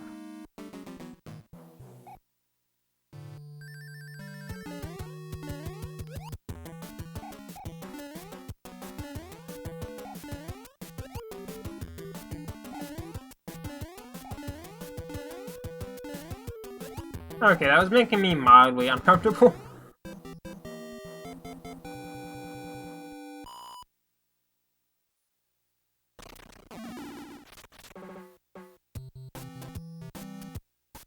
I really loved Starman's theme 5.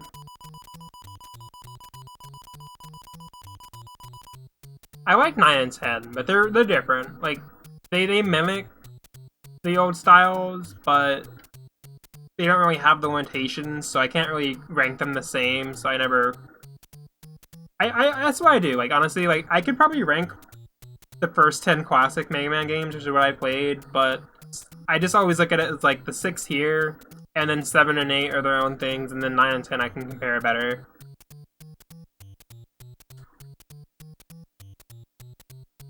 Also, I should probably play this instead of, okay, that's, again, I don't know why. I actually knew what that was. Alright, whatever.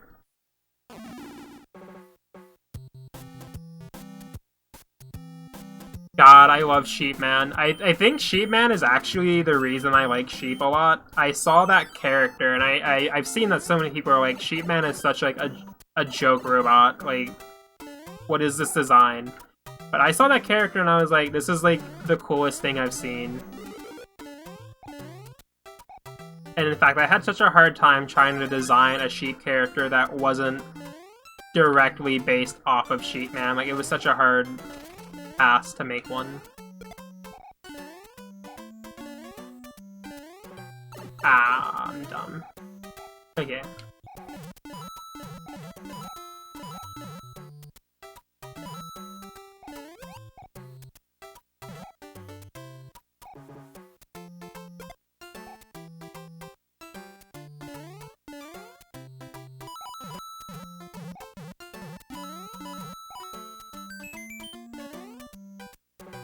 But yeah, I love Sheep Man, and I love the stage too, and the whole design of it, the music as well. It's all good.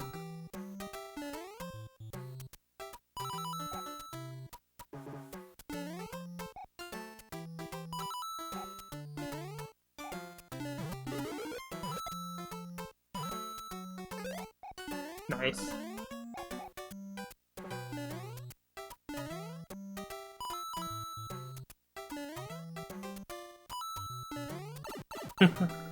Watching this she move backwards is funny. I actually got a star out of that. Nice.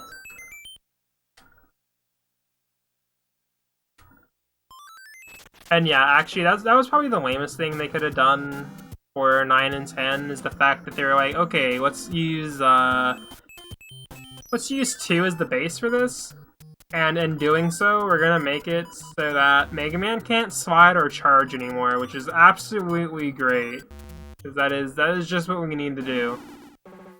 To be fair, they gave us Proto Man, who has those features, so at least, like, I guess, but then also Proto Man takes more damage, so why would I want that for the cost of taking more damage? That doesn't sound ideal.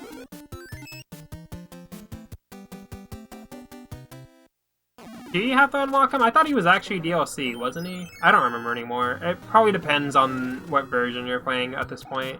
Like, on the collection that has 9 and 10 in it, it probably has all the DLC package with it anyway. But I thought he was purchasable for... Or is that Base who was purchasable in 10? I don't remember. Base is pretty cool. Base is way more interesting. Is the only thing that sucks is that you gotta stop moving to fire, but even then, I like the dash you get with Base a lot, and the fact that I don't have my my health as a handicap at all, then like gives me more motivation to want to use them.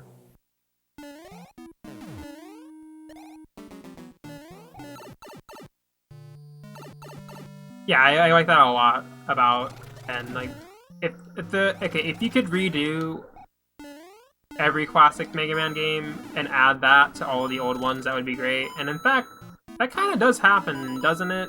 The Anniversary Collection had, I thought I was getting somewhere up there. It had a mode that was based on the PS1 re-releases of the first 6 games in Japan, where they updated the style that you could use, and it would add Roll, and she would give you hints and a text box along with like other characters who would appear, and the music was remixed. The music that was remixed was actually pretty good, honestly, in those versions. And then didn't they also make it so that you could use the shoulder buttons on that for swapping your abilities or your powers? But anyways, here we go. I'm going to get killed by everything in this half of the world. So nice. It was fun while it lasted.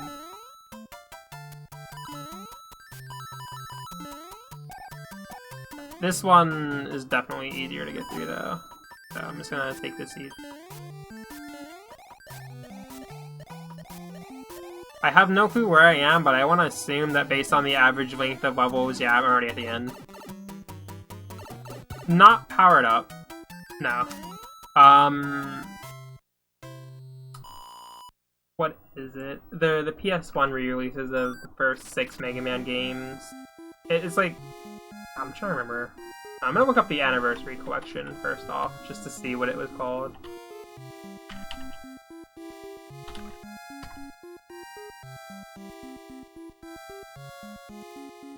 But Powered Up, I had that for PSP. I didn't think that was a very bad game.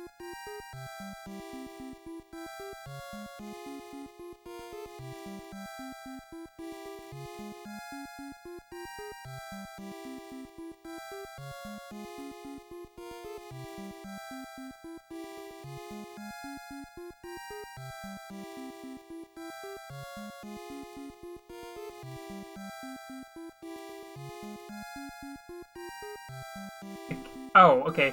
Rockman Complete Works. That's it. Rockman Complete Works is what the Japanese versions were called. But the Anniversary Collection was released for GameCube, PS2, and Xbox. They were all ports. But they had a mode that you could change. It didn't change like the style of gameplay at all, but you could like give yourself more lives, I think, to make it easier. And in the Complete Works version, let me see if I can look up details on that, just so I know what all it had in it.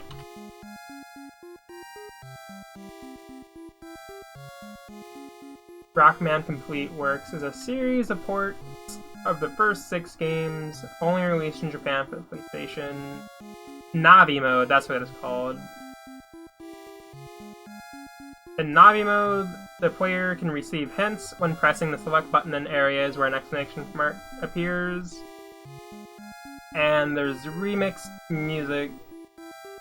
Let's see, what else is there? I don't know, it's kind of neat. Honestly, like,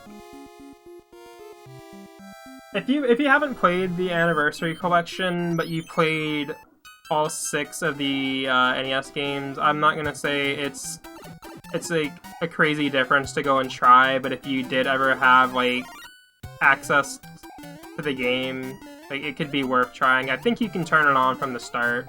It's just kind of neat. But actually, I do have at least... Wait, do I have 2 copies of that game? I had the game on Xbox when I was, like, a kid, but I bought it for PS2, some years ago.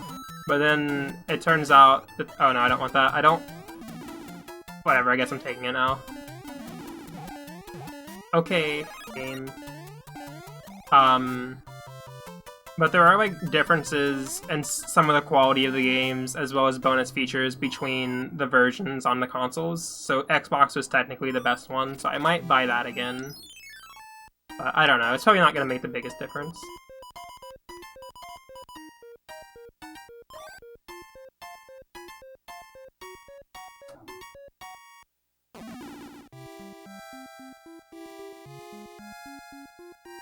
Oh, hey green tea. How are you?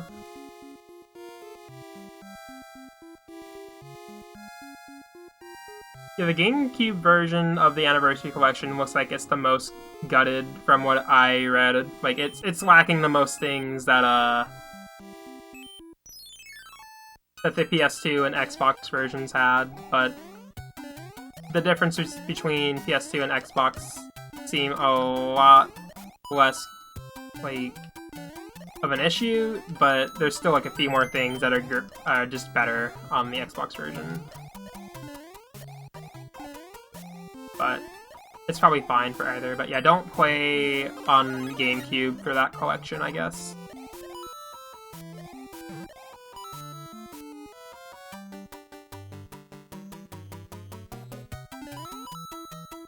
Oh, jeez, that is always fun. I've had that happen to me maybe once. I screwed myself over so hard. Okay, what level was this? That is 6. Okay, I'm not gonna play that one if I can avoid it. I'm gonna see what 7 is like, and if it's not worse than that, I'm just gonna go with that instead. It's like, yeah, that was my fault, but if I could just avoid that entirely, I just do not want to play auto-scrollers in the clouds.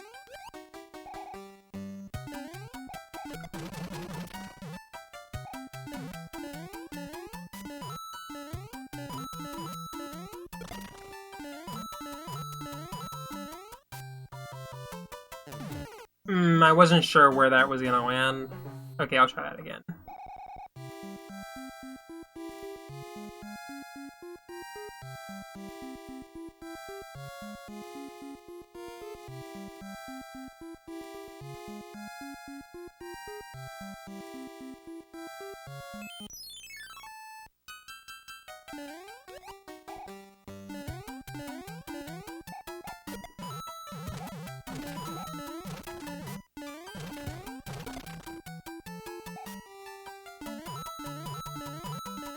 I'll just wait right here, and I am fine.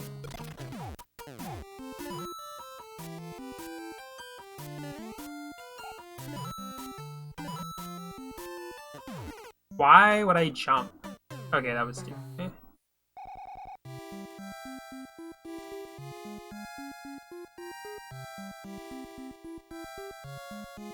Yeah, I grinded a lot of my lives in the second level because... Oh wait, what am I doing? God. I guess I'll hit this on and this and just try to run through it. I'm not gonna get very far, but hopefully a little further. Okay. Yeah, World 5 is as far as I've gone in the game without warping until I started the game over. Because I was like, okay, these cloud levels are too difficult. What am I doing? Okay, now I'm just being stupid. God. Not for reasons like that. I'm pretty sure I've gotten past this. I think it was the final two before the castle I got stuck on, because one of those is definitely another auto-scroller, and it is not terribly fun. Oh nice, there's a mushroom there. Wait, did I not bump that earlier? I must have skipped that like twice, I swear I did not touch that at all. I'm just gonna keep going. At least, like, oh my god, that was coming straight at me. At least if I keep going, I know I'm gonna reach the end soon enough, if it's not terribly difficult to navigate through the level. Okay. Hopefully that's over with.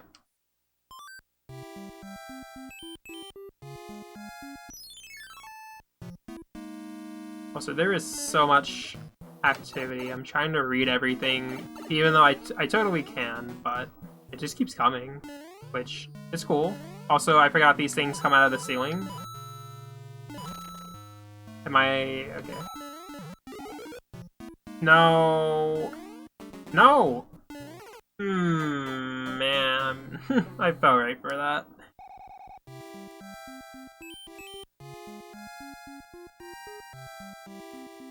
Okay, I'm actually gonna read a bit of stuff. Oh, okay, he started talking about 3 All-Stars.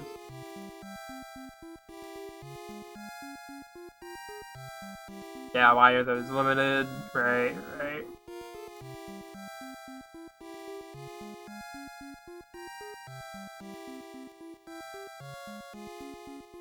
Yeah.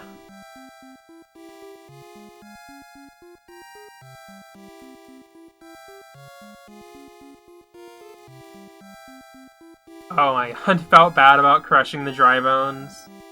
Like, honestly, I think sometimes when I was younger, I would feel a bit of sympathy for, like, some enemies. Like, why am I actually hitting some of these enemies? Like, they don't get in my way, necessarily. But here I am, jumping on them or hitting them with whatever. Like, maybe I should stop that. I could understand that, honestly. Dry bones, I'm not sure how I ever really felt about, though. Like, I don't know. They're a bit weird. I think the first time... Oh, whoa, alright. Then I started to clip into that pipe or something. Like, that was looking like some strat from, like, Mario 1 or something. Like, just clip in and warp.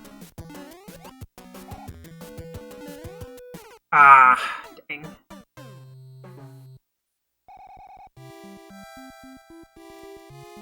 Can't play Kirby games because of hurting the enemies. Yeah, they're just too cute, aren't they?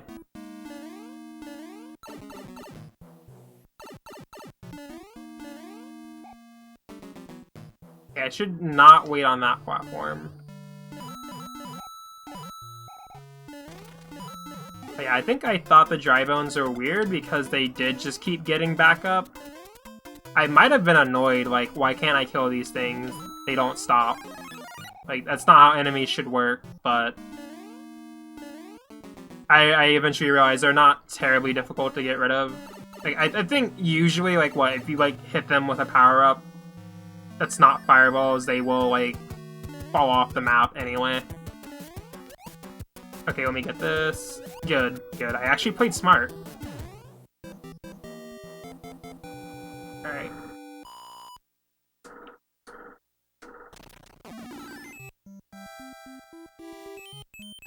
I forgot I skipped over this Toad house. Let me get some more stuff I'm probably not going to use. Or maybe use in a panic before a level I'm stuck on.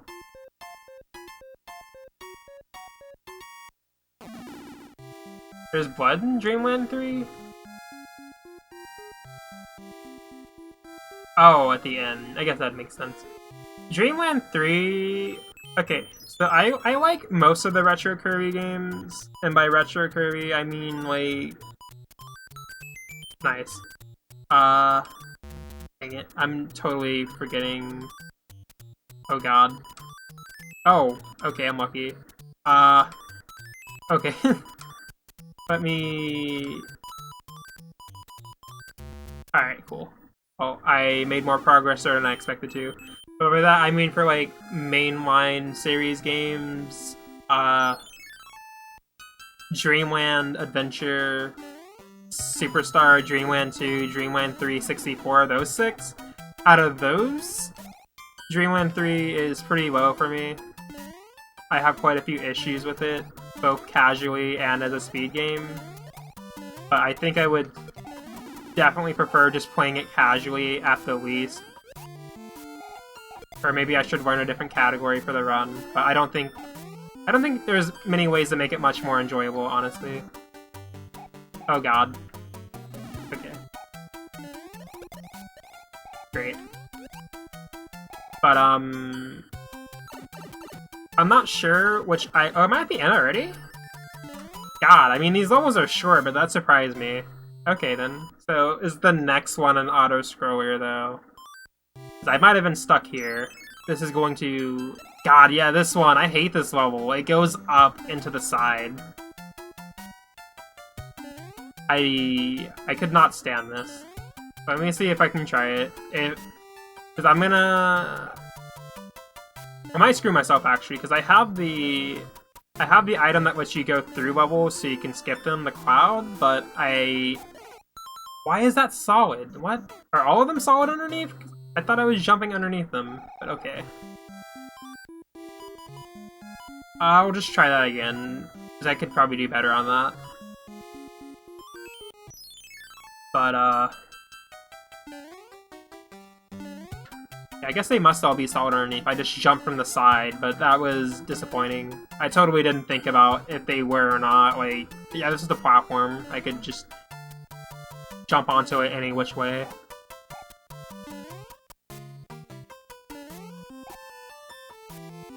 Except it is kind of like directly above me though from that like point, so that's kind of unfair. Like it would give you the idea, yes, you should be able to do that. Or at least that's how I felt. Oh my god.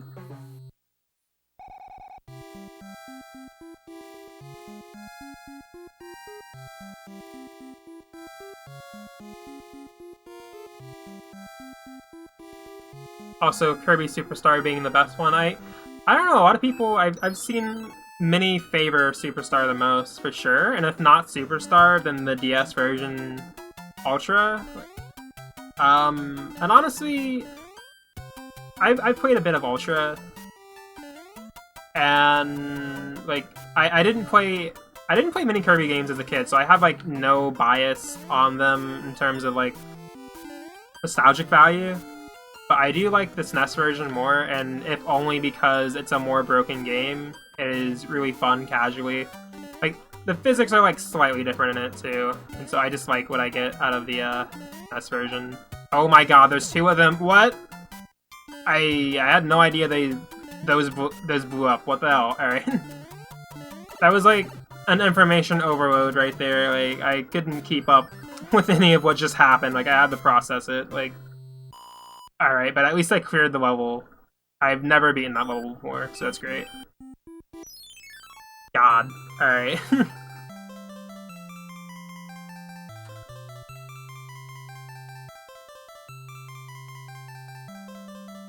Oh boy, okay, I need a moment to think.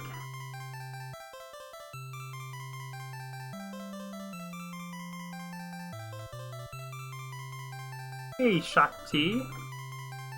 P-Wing would have been really nice for that level for sure, but I think I only have one of them, and I want to make sure I save it for a level like I for sure might be absolutely stumped on.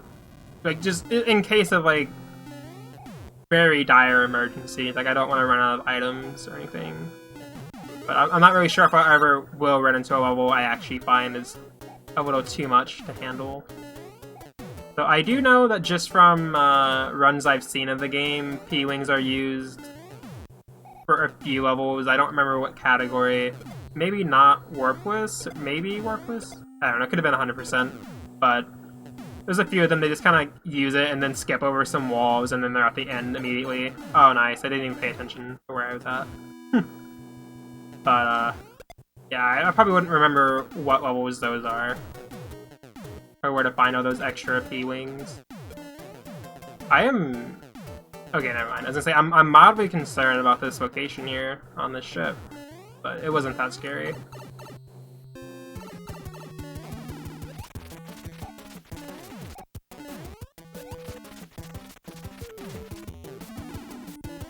I should probably be dead. Alright.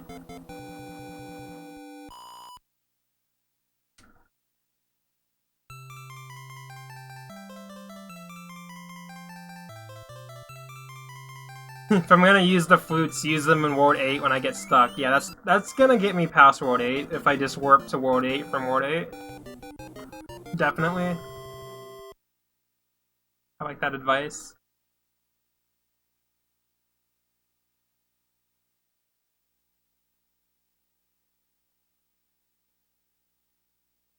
Oh, you can kill the Thwomps with the Tanuki suit?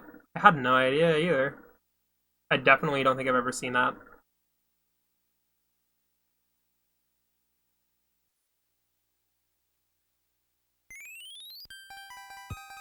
Also, World 6. It gets a lot harder here, but I really like this theme. Like, it sounds eerie, but not in a bad way. Like, not in a bad way, like... Let me try to compare. Actually, I could break this if I wanted to. I've been holding on to this hammer. But I don't know if I should have used that in a better spot or not. I mean, I'm probably gonna go back and do the first level anyway. But, I was watching somebody play a bit of Friday the 13th on NES earlier, and that game, like, God, I just don't like that game. I remember for, like, a brief while earlier, I was talking about different NES games I don't think are actually that bad, or ones that are supposed to be bad, but I still want to try them anyway. I look at that one, and I think this game actually is kind of lame, and I wouldn't want to play it, like, for sure. Like, I think I might have tried it, like, maybe once, but I definitely don't want to ever try it again. Like, that game... I get no enjoyment from it. It's so confusing. And the music in it also sounds eerie, but, like, in a way worse sense. Like, it actually just, like... kind of unsettling.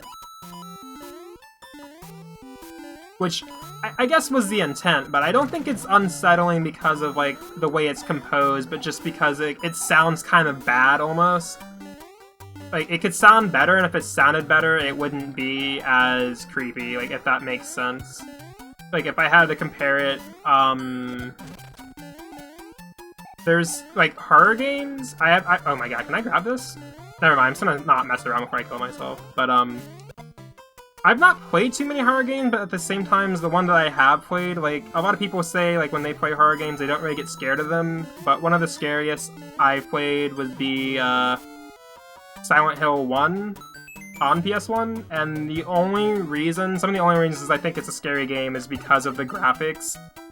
Like, it's so old-looking that it adds to the eeriness of the game. And, like, modern horror games are probably scary too, but it doesn't disturb me as much. Now, with that said, I kind of think of the music in Friday the 13th the same way. It sounds so bad, it sounds creepier because of it. Like, you could compose the same thing on something that sounds better, and I wouldn't be as, like, concerned with it at all. Like, if that makes any sense at all. Like, when you look at it that way.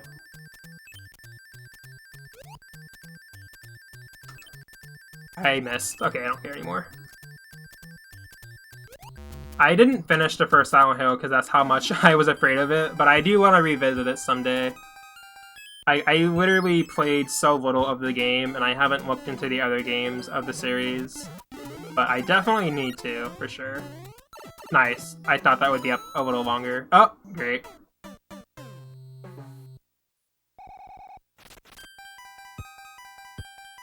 My roommate has, PT.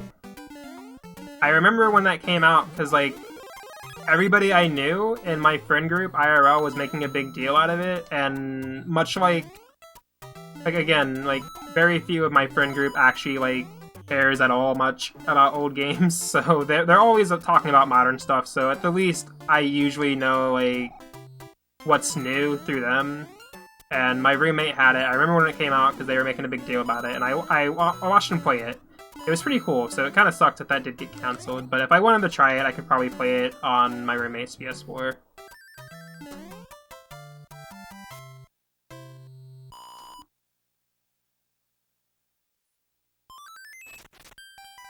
I need to try Gex, but I don't remember. There's a few, like, 90s platforming games with, like, mascots that didn't catch on, and some of them are bad and some of them aren't, and I don't remember, like, where Gex falls into that. Dang.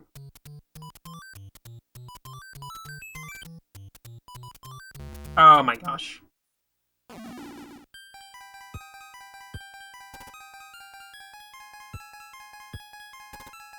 Gex is a classic. Also, wait, Croc.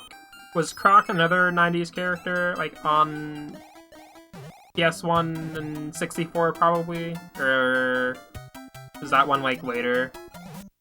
Because there were a few, like... Oh, nice. There were a few, like, dumb anthropomorphic characters in some games that came out on, like, PS2 and stuff, like Ty the Tasmanian Tiger or whatever? The dude with the boomerangs, I think?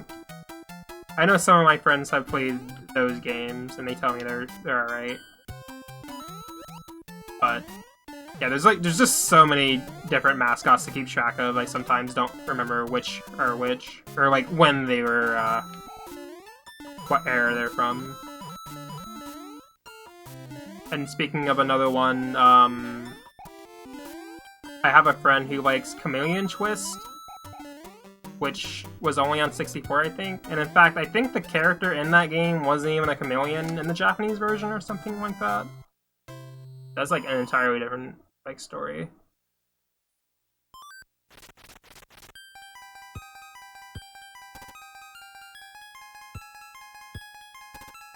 They didn't age as well as Mario 64 for sure, but they're not Bubsy bad. Yeah.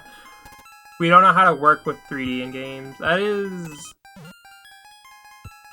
That's a really funny era of games where it's like some games that came out then, they worked really well somehow, but then other ones, it's definitely like, God, they couldn't figure out how to fit anything together in 3D at all. No, okay, that sucks. Oh well.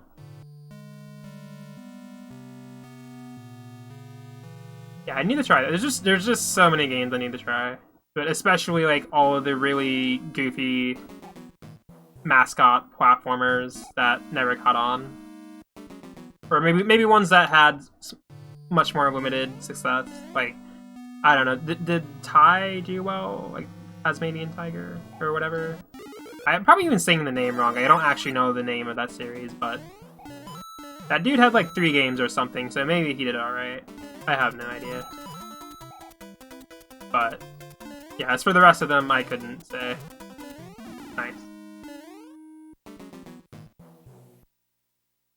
Also, I lost my thoughts on something here, but that happens all the time.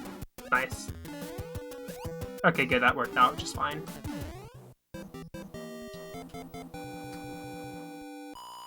Play Mr. Bones on Sega Saturn. Is that the only system it's on? Because I don't know if I want to invest in a Saturn. I don't know if I want to emulate it either.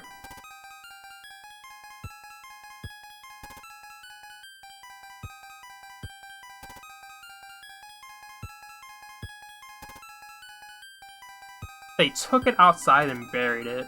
What?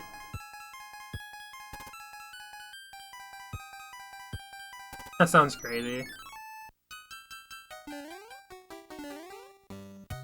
Also, why are these up here? I guess they're just chilling.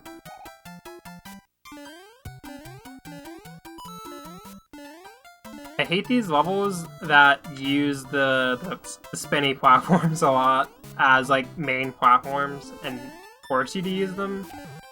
Like there's a good method to using them without totally getting flung to your death, but I don't remember if I ever caught on to that.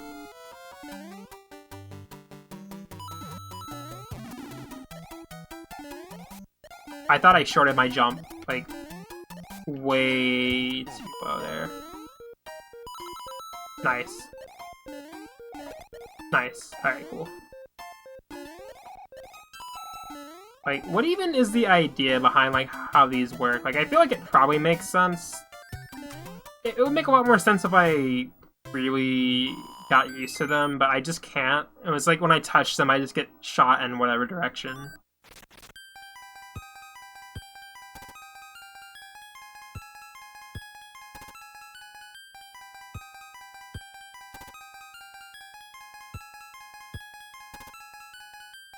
He modified some of the code for the GBA port of this. Nice. I'm still not sure if I actually played this on GBA or not when I was younger. Like, what was my first experience with Mario 3? Was it roughly 10 years ago, or was it at an earlier point.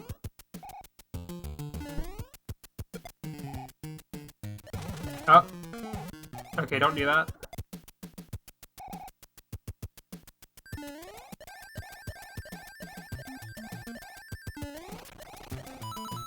Because I had some of the GBA Mario games, but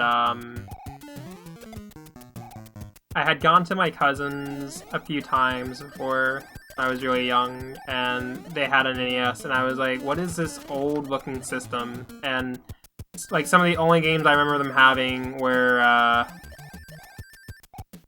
I think they had Teenage Mutant Ninja Turtles 1 and 3, as well as Mario 2, maybe. And that actually may have been it. But I played those 3 quite a bit when I was there, and I was like, these are kind of neat, I guess. I don't think I like Turtles 1 at all, though. And I still don't like it now.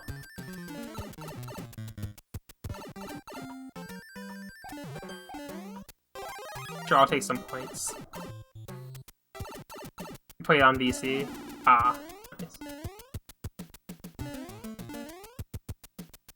I know that the GBA port,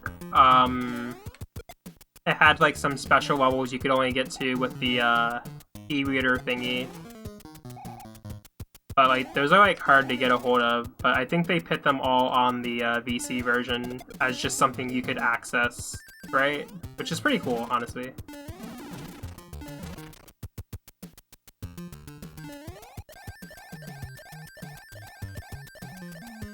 Wait, I'm going in circles. Damn it, where am I supposed to go?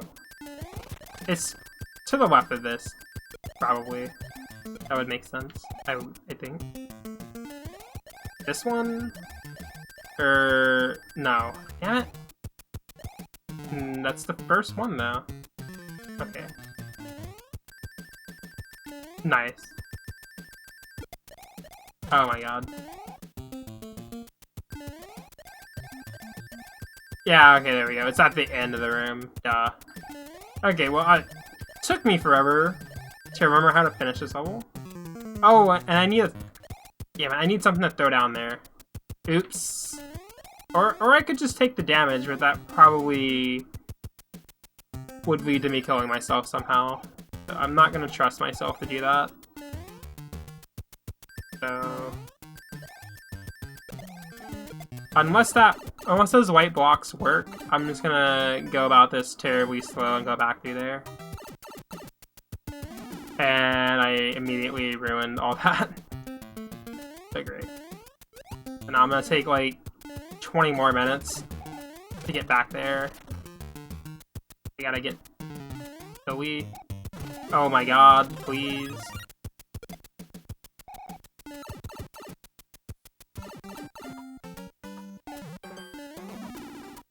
The Wii U is kind of convenient in that way, but also, like, I really cannot stand that system, personally. Okay.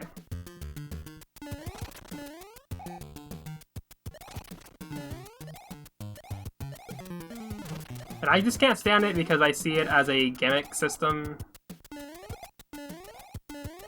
where it forces you to rely on the gamepad to use it, which only sucks because the Wii U I was given, somebody stole the damn gamepad, so then I literally couldn't use the system.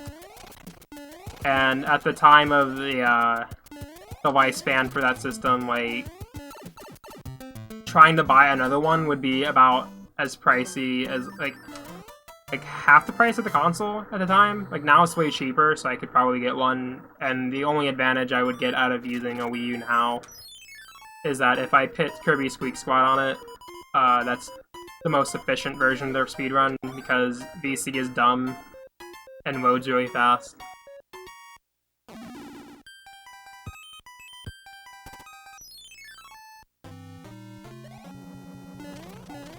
Nice. Oh, how have I not been hit? There we go. Oh, it's over here.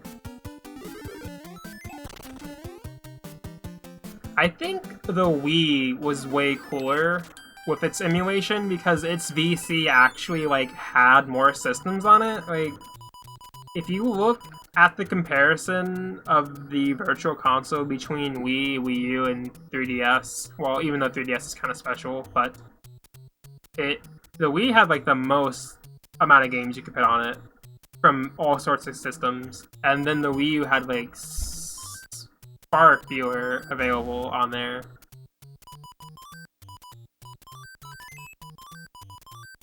Yeah, it's just pretty lame. I mean, but it also added some new things that weren't on it, and to begin with, like, DS. But yeah, yeah. I mean, at that point, if I wouldn't go through the great lengths of buying a Wii U. I mean, I'm not sure if you were implying like, yeah, it's totally worth it. But yeah, if you want to just get something that emulates, why not just use your computer?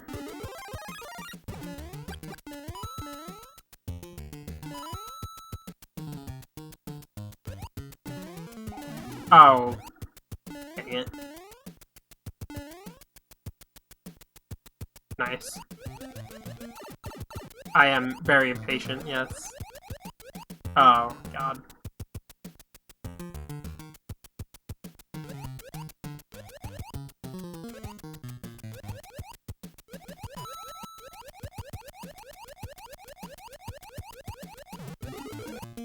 No, of course it would go left, and I can't reach it anymore. Oh well.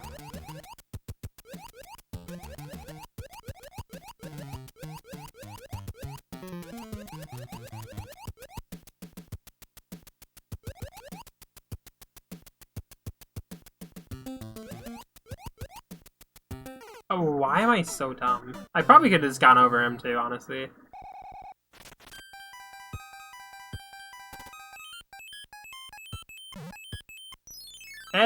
Even then, I still think Wii would be better just because it had more stuff on it still. I would still go with that argument. Well,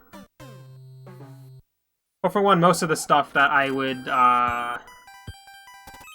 probably find value in emulating off of a Wii or a Wii U, I already have, like, the actual consoles for, and then I have flashcards on top of that, so half of those things I don't really need. But then the unique things that were on Wii, I was able to find some things online. Is that gonna... Okay, cool. It's very strange. Nice. But I was able to find some things online, and at some point I will probably stream stuff from the Wii that I couldn't play on anything else I have. Notably, Turbo Graphics games. That's a system I kind of want to get into, but it is very pricey, like hardware-wise, that, and also I think, if I'm not mistaken, that's a system that is aging a lot worse than others have been, and I'm not really sure I could get anything conveniently without it costing, like, so much. I'm looking for good options to play games on there that's not directly just emulating it off my computer.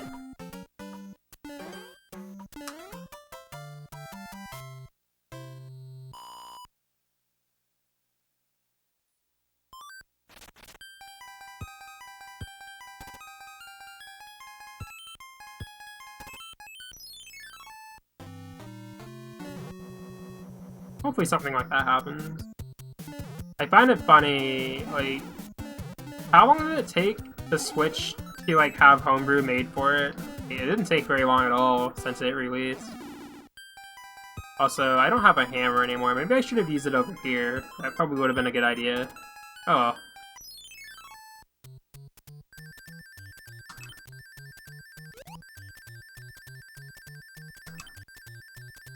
Oh, I'm actually doing it?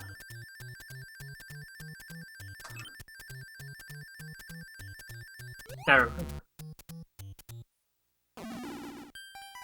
Yeah, okay, the Famicom Disk System, I would agree there. That's something I want to get, just because I kind of want to have it, like... I find it funny when I say, like, oh, I'm a collector, but I'm not really. Because I know people who are really diehard, like, on collecting stuff, and they're like, I get everything in box, and then... Nice job. I get everything in box, and then I make sure to repair all my old stuff, and then I use it, and I'm like... Honestly, no, I respect that, but... God, I would get an FDS, and I wouldn't even use it. I wouldn't care to replace the belts on it, and I'm not sure if I would actually buy FDS games for that matter either. Just because, I know the games are rewritable, which sounds terrible. Like, neat idea, but also terrible, because, like, I would hope you have a way to guarantee that the game you're trying to get is still on the disc. Because that would really suck if it's not, and I don't know if that's a very common occurrence, but I just don't want it to happen to me, because I would be very annoyed. But overall, that is a, damn it, that is something I want to explore more. I don't know too many FDS games, aside from the ones that were, you know, trying to localize ones. And Mario too, like, if I got anything... like a legit copy of any game, I would get Mario 2. But I probably would not ever check to see if it's a real copy, because I probably wouldn't put it into a functioning FDS to try it. But it's pretty cool. Oh, what is this? Oh. I don't have anything to deal with that. Oh, I went far over that. God.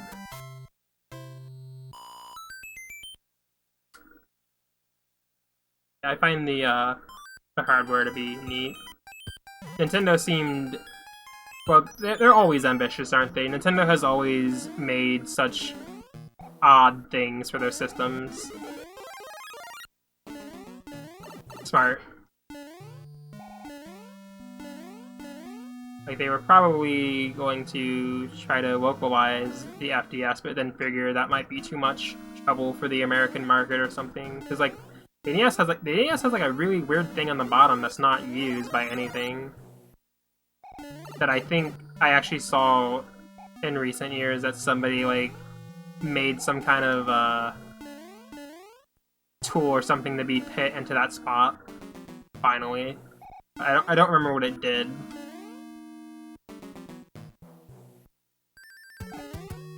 This is gonna be annoying on ice, unless I stay up here. Oh my god, never mind.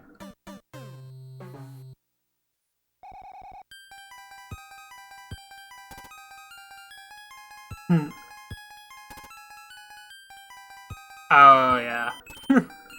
Yeah, those definitely exist. I find that funny that so many of those exist, because apparently it was really easy to just make bootleg stuff or whatever for the FDS. But, yeah, getting it and actually, like, making sure it works and using it once would probably be something I would do. But I'm not sure how much I would have to invest in that, and if I would find it worth it. When I have my flash cart, I can just play any FDS game on. I'm, like, really weird about collecting games and, like, picky, because, like, I do like owning them, but I don't have to, technically, at this point, if I use this thing. But, like, sometimes I think, am I really being smart here? Buying them? Like, it's cool having them. Like, if it's not pricey. So I don't know what I want to take into this level. Nothing seems like a good idea. Like, I know, like... okay, I'm gonna lose it, like, right away. So... I'll wait. But, yeah. Also, something I've been doing... oh, God. Another reason why I'm definitely not a collector. I don't ever really want to get a full set for a certain system. Like, I really admire people who, like, you know, they're like, I'm gonna buy every licensed NES game, or every licensed Super Nintendo game, or Game Boy game, or whatever. I think it is really, really cool seeing people's collections. I always see them, and I think two things. I think, damn, I kind of wish I could afford all that, and then secondly, I also think I wish I had space for all that. Like, that would be so cool to show people. But,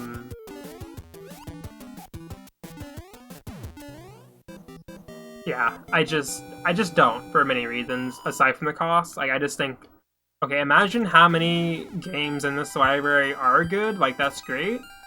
But then also imagine how many games in this library are really trash. And I think, would I really want to own so many bad games that I'm never gonna play? I mean, I have a lot of games I'm never gonna play anyway that are good, but I don't want to actively just buy like a lot of bad games so that I'm like, okay, cool, I needed that one for my list or whatever. And I'm not sure if I'm one of the only people who would think that, like in terms of like collecting stuff. Like it doesn't have actual value to me. I don't want it, even if it's like for the system. And with that said, also, when it comes to buying rare games, like I think rare games are pretty cool and whatnot. But there's some games that are so pricey, but then in terms of like what the game is, it's so bad. It's like, why would you pay like $400 for this game and it sucks so much? Like you're never gonna want to play it. And I brought that up with some people recently, and they said I can kind of understand that.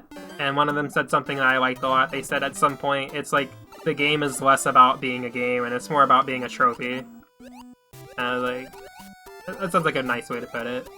I definitely don't care to have some of these. But again, it's really cool to see people like collect stuff. But I could never be like a true collector.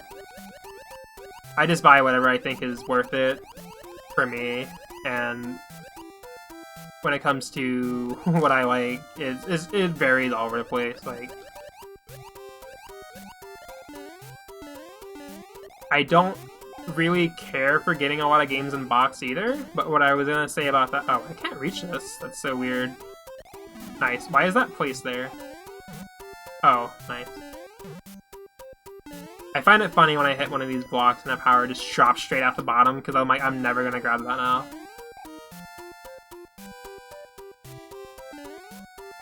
But, okay, this is a weird level. Am I supposed to go up there? But a lot of old games— okay, that one. Duh. A lot of old games, especially of the NES era, you know, they have, like, pretty bad American box art. And I just get NES games loose, I don't really care. But Famicom games? Famicom games have really good box art, and I've had such a problem with, like, not wanting to buy so many in box, because I just think they look so cool. Like, just because of the way it looks, it inherently has more value to me. And honestly, it's usually a good thing too, because American copies cost way more, especially in box, but you can find some, like, Famicom games in box, and they're not as crazy. Especially for some of the same games, some of the rarer ones too. Like DuckTales 2 or Chip 'n Dale 2 don't cost as much on the Famicom.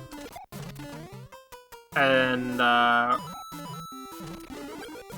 Wacky Races is also not terribly pricey. Oh, no, I knew I was gonna do that. Damn it. Nice. That was a very good jump.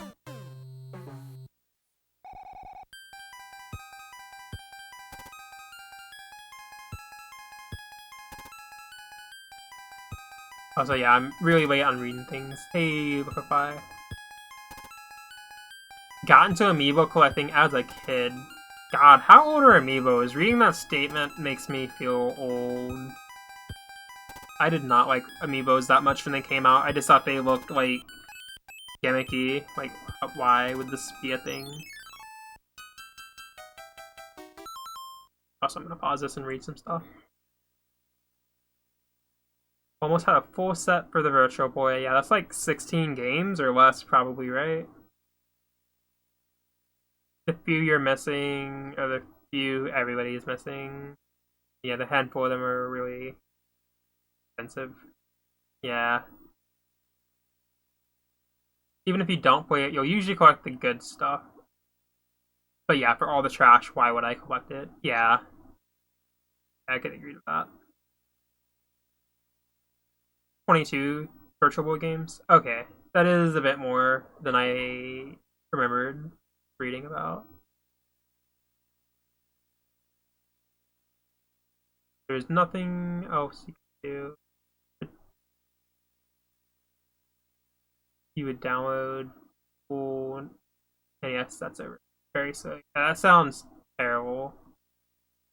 It's been boring summer going over each of the games one by one just to try them out. That does sound fun though. Sometimes, okay, I'm so lazy.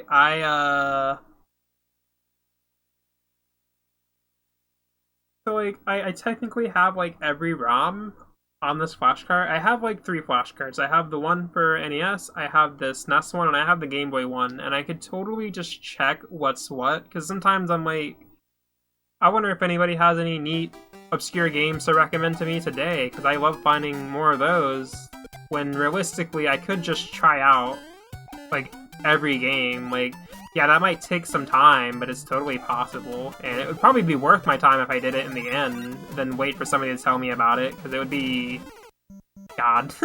It would be kind of hard to come across them, because usually it's not too often. Getting into speedrunning definitely helped, though. In many of the speedrunning circles I've gone to, it is so easy to find obscure stuff, because a lot of people love running that, and in turn, so do I. I ran quite a handful of dumb Japanese games that I love a lot. Oh, nice, that's neat. But, yeah, so that's helped me find more games, but I'd probably just find more if I, look through the list again. Which will take some effort, but, like, it's all here, it's all available to me. I could do it. Oh god.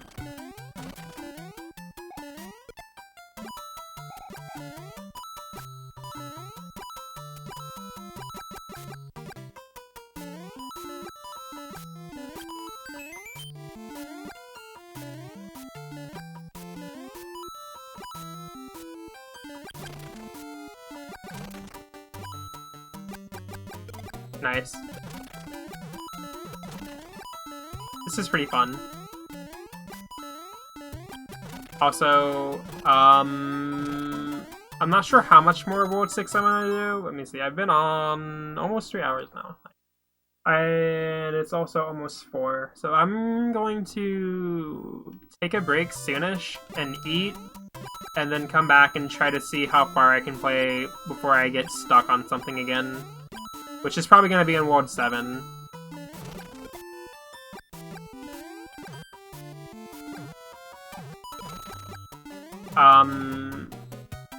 Because of how I decide to organize my time, sometimes when I play stuff casually, I do try to go through a lot of the game at once. And honestly, especially for shorter games, like, oh god, that's usually why I'm a little more inclined to play older games, because they're usually short, just difficult, and that extends their length. But I usually try to play through a lot of a game in one sitting, and I'm pretty sure it's possible for this, like, no doubt. Like, I've seen the majority of this game, I just haven't finished it myself. Oh, great.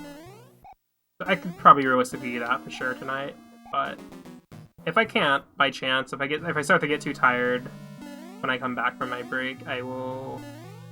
Yeah, oh, nice. That floor is weird. But I'll see about when I might try this again. So I spend so much... God, I did the same mistake twice. I spend so much time with speedrunning that I don't always plan out casual stuff. I usually do more speedrunning than I do casual things in general, though I don't know how other runners like to balance their time. Like, I'm pretty sure others probably do better than that, usually. Or maybe they are more focused on runs. Gosh, okay, I'm just gonna take a star into here. I have, like, too many stars, probably. Like... 6 stars? Like, where does the menu start? Yeah, I have, like, 6 of these. And it's gonna run out so soon. Okay, I'm glad I didn't kill myself doing that. Oh boy, those pop up real quick.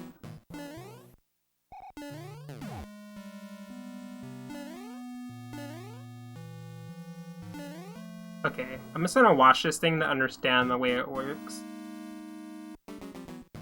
I want to assume it pops up in a random spot each time. Which could be bad. So I need to go, though, when it's not up. The... But it pops up immediately, so that's a problem. So I'm not actually sure how to approach these at all.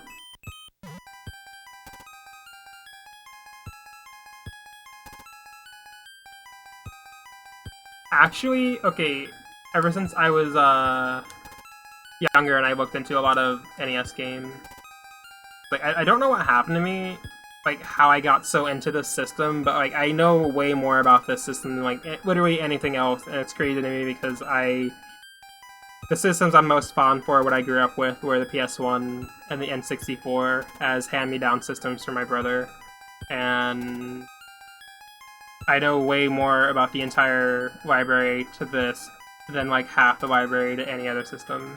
And I always thought, oh wow. So I thought the River City Ransom games and others that were localized, I thought those were cool.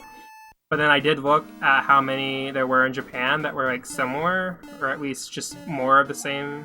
Like the different types of styles, like the sports events ones, and then the ones where it's like River City. The one in particular where it's like a play about feudal Japan or whatever. That one seems really cool. Like, I think those ones look really neat. I want to try them, but I've never have yet. And they probably all have fan translations now. Plus, on top of that, didn't they actually get like released in some compilation on the Switch? And wasn't that localized? Like, I think I'm either imagining that or I totally heard about that. But again, I haven't played. I have a Switch, but like I don't have any games for it because I never invest in anything for it. That and like so little catches my eye that like I would want to try. Like, maybe a handful of games. I'm trying to remember which ones even, but yeah.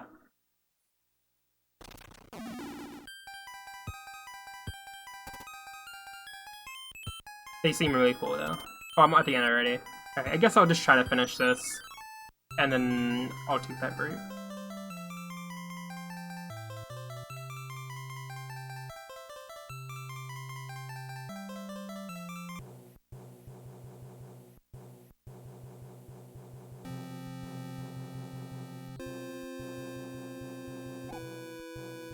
Also, look by, how was the Princess Primity race?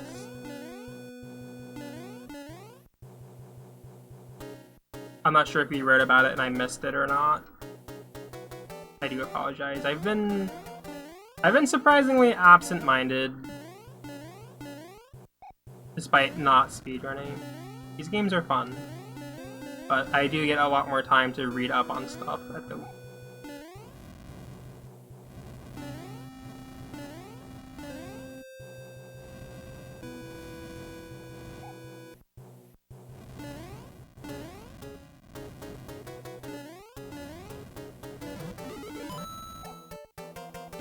Of course, the one time I was hoping it would go left, it goes right.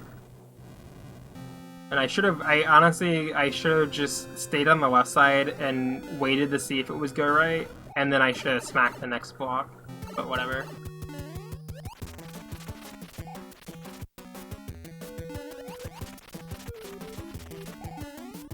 Okay. That was goofy.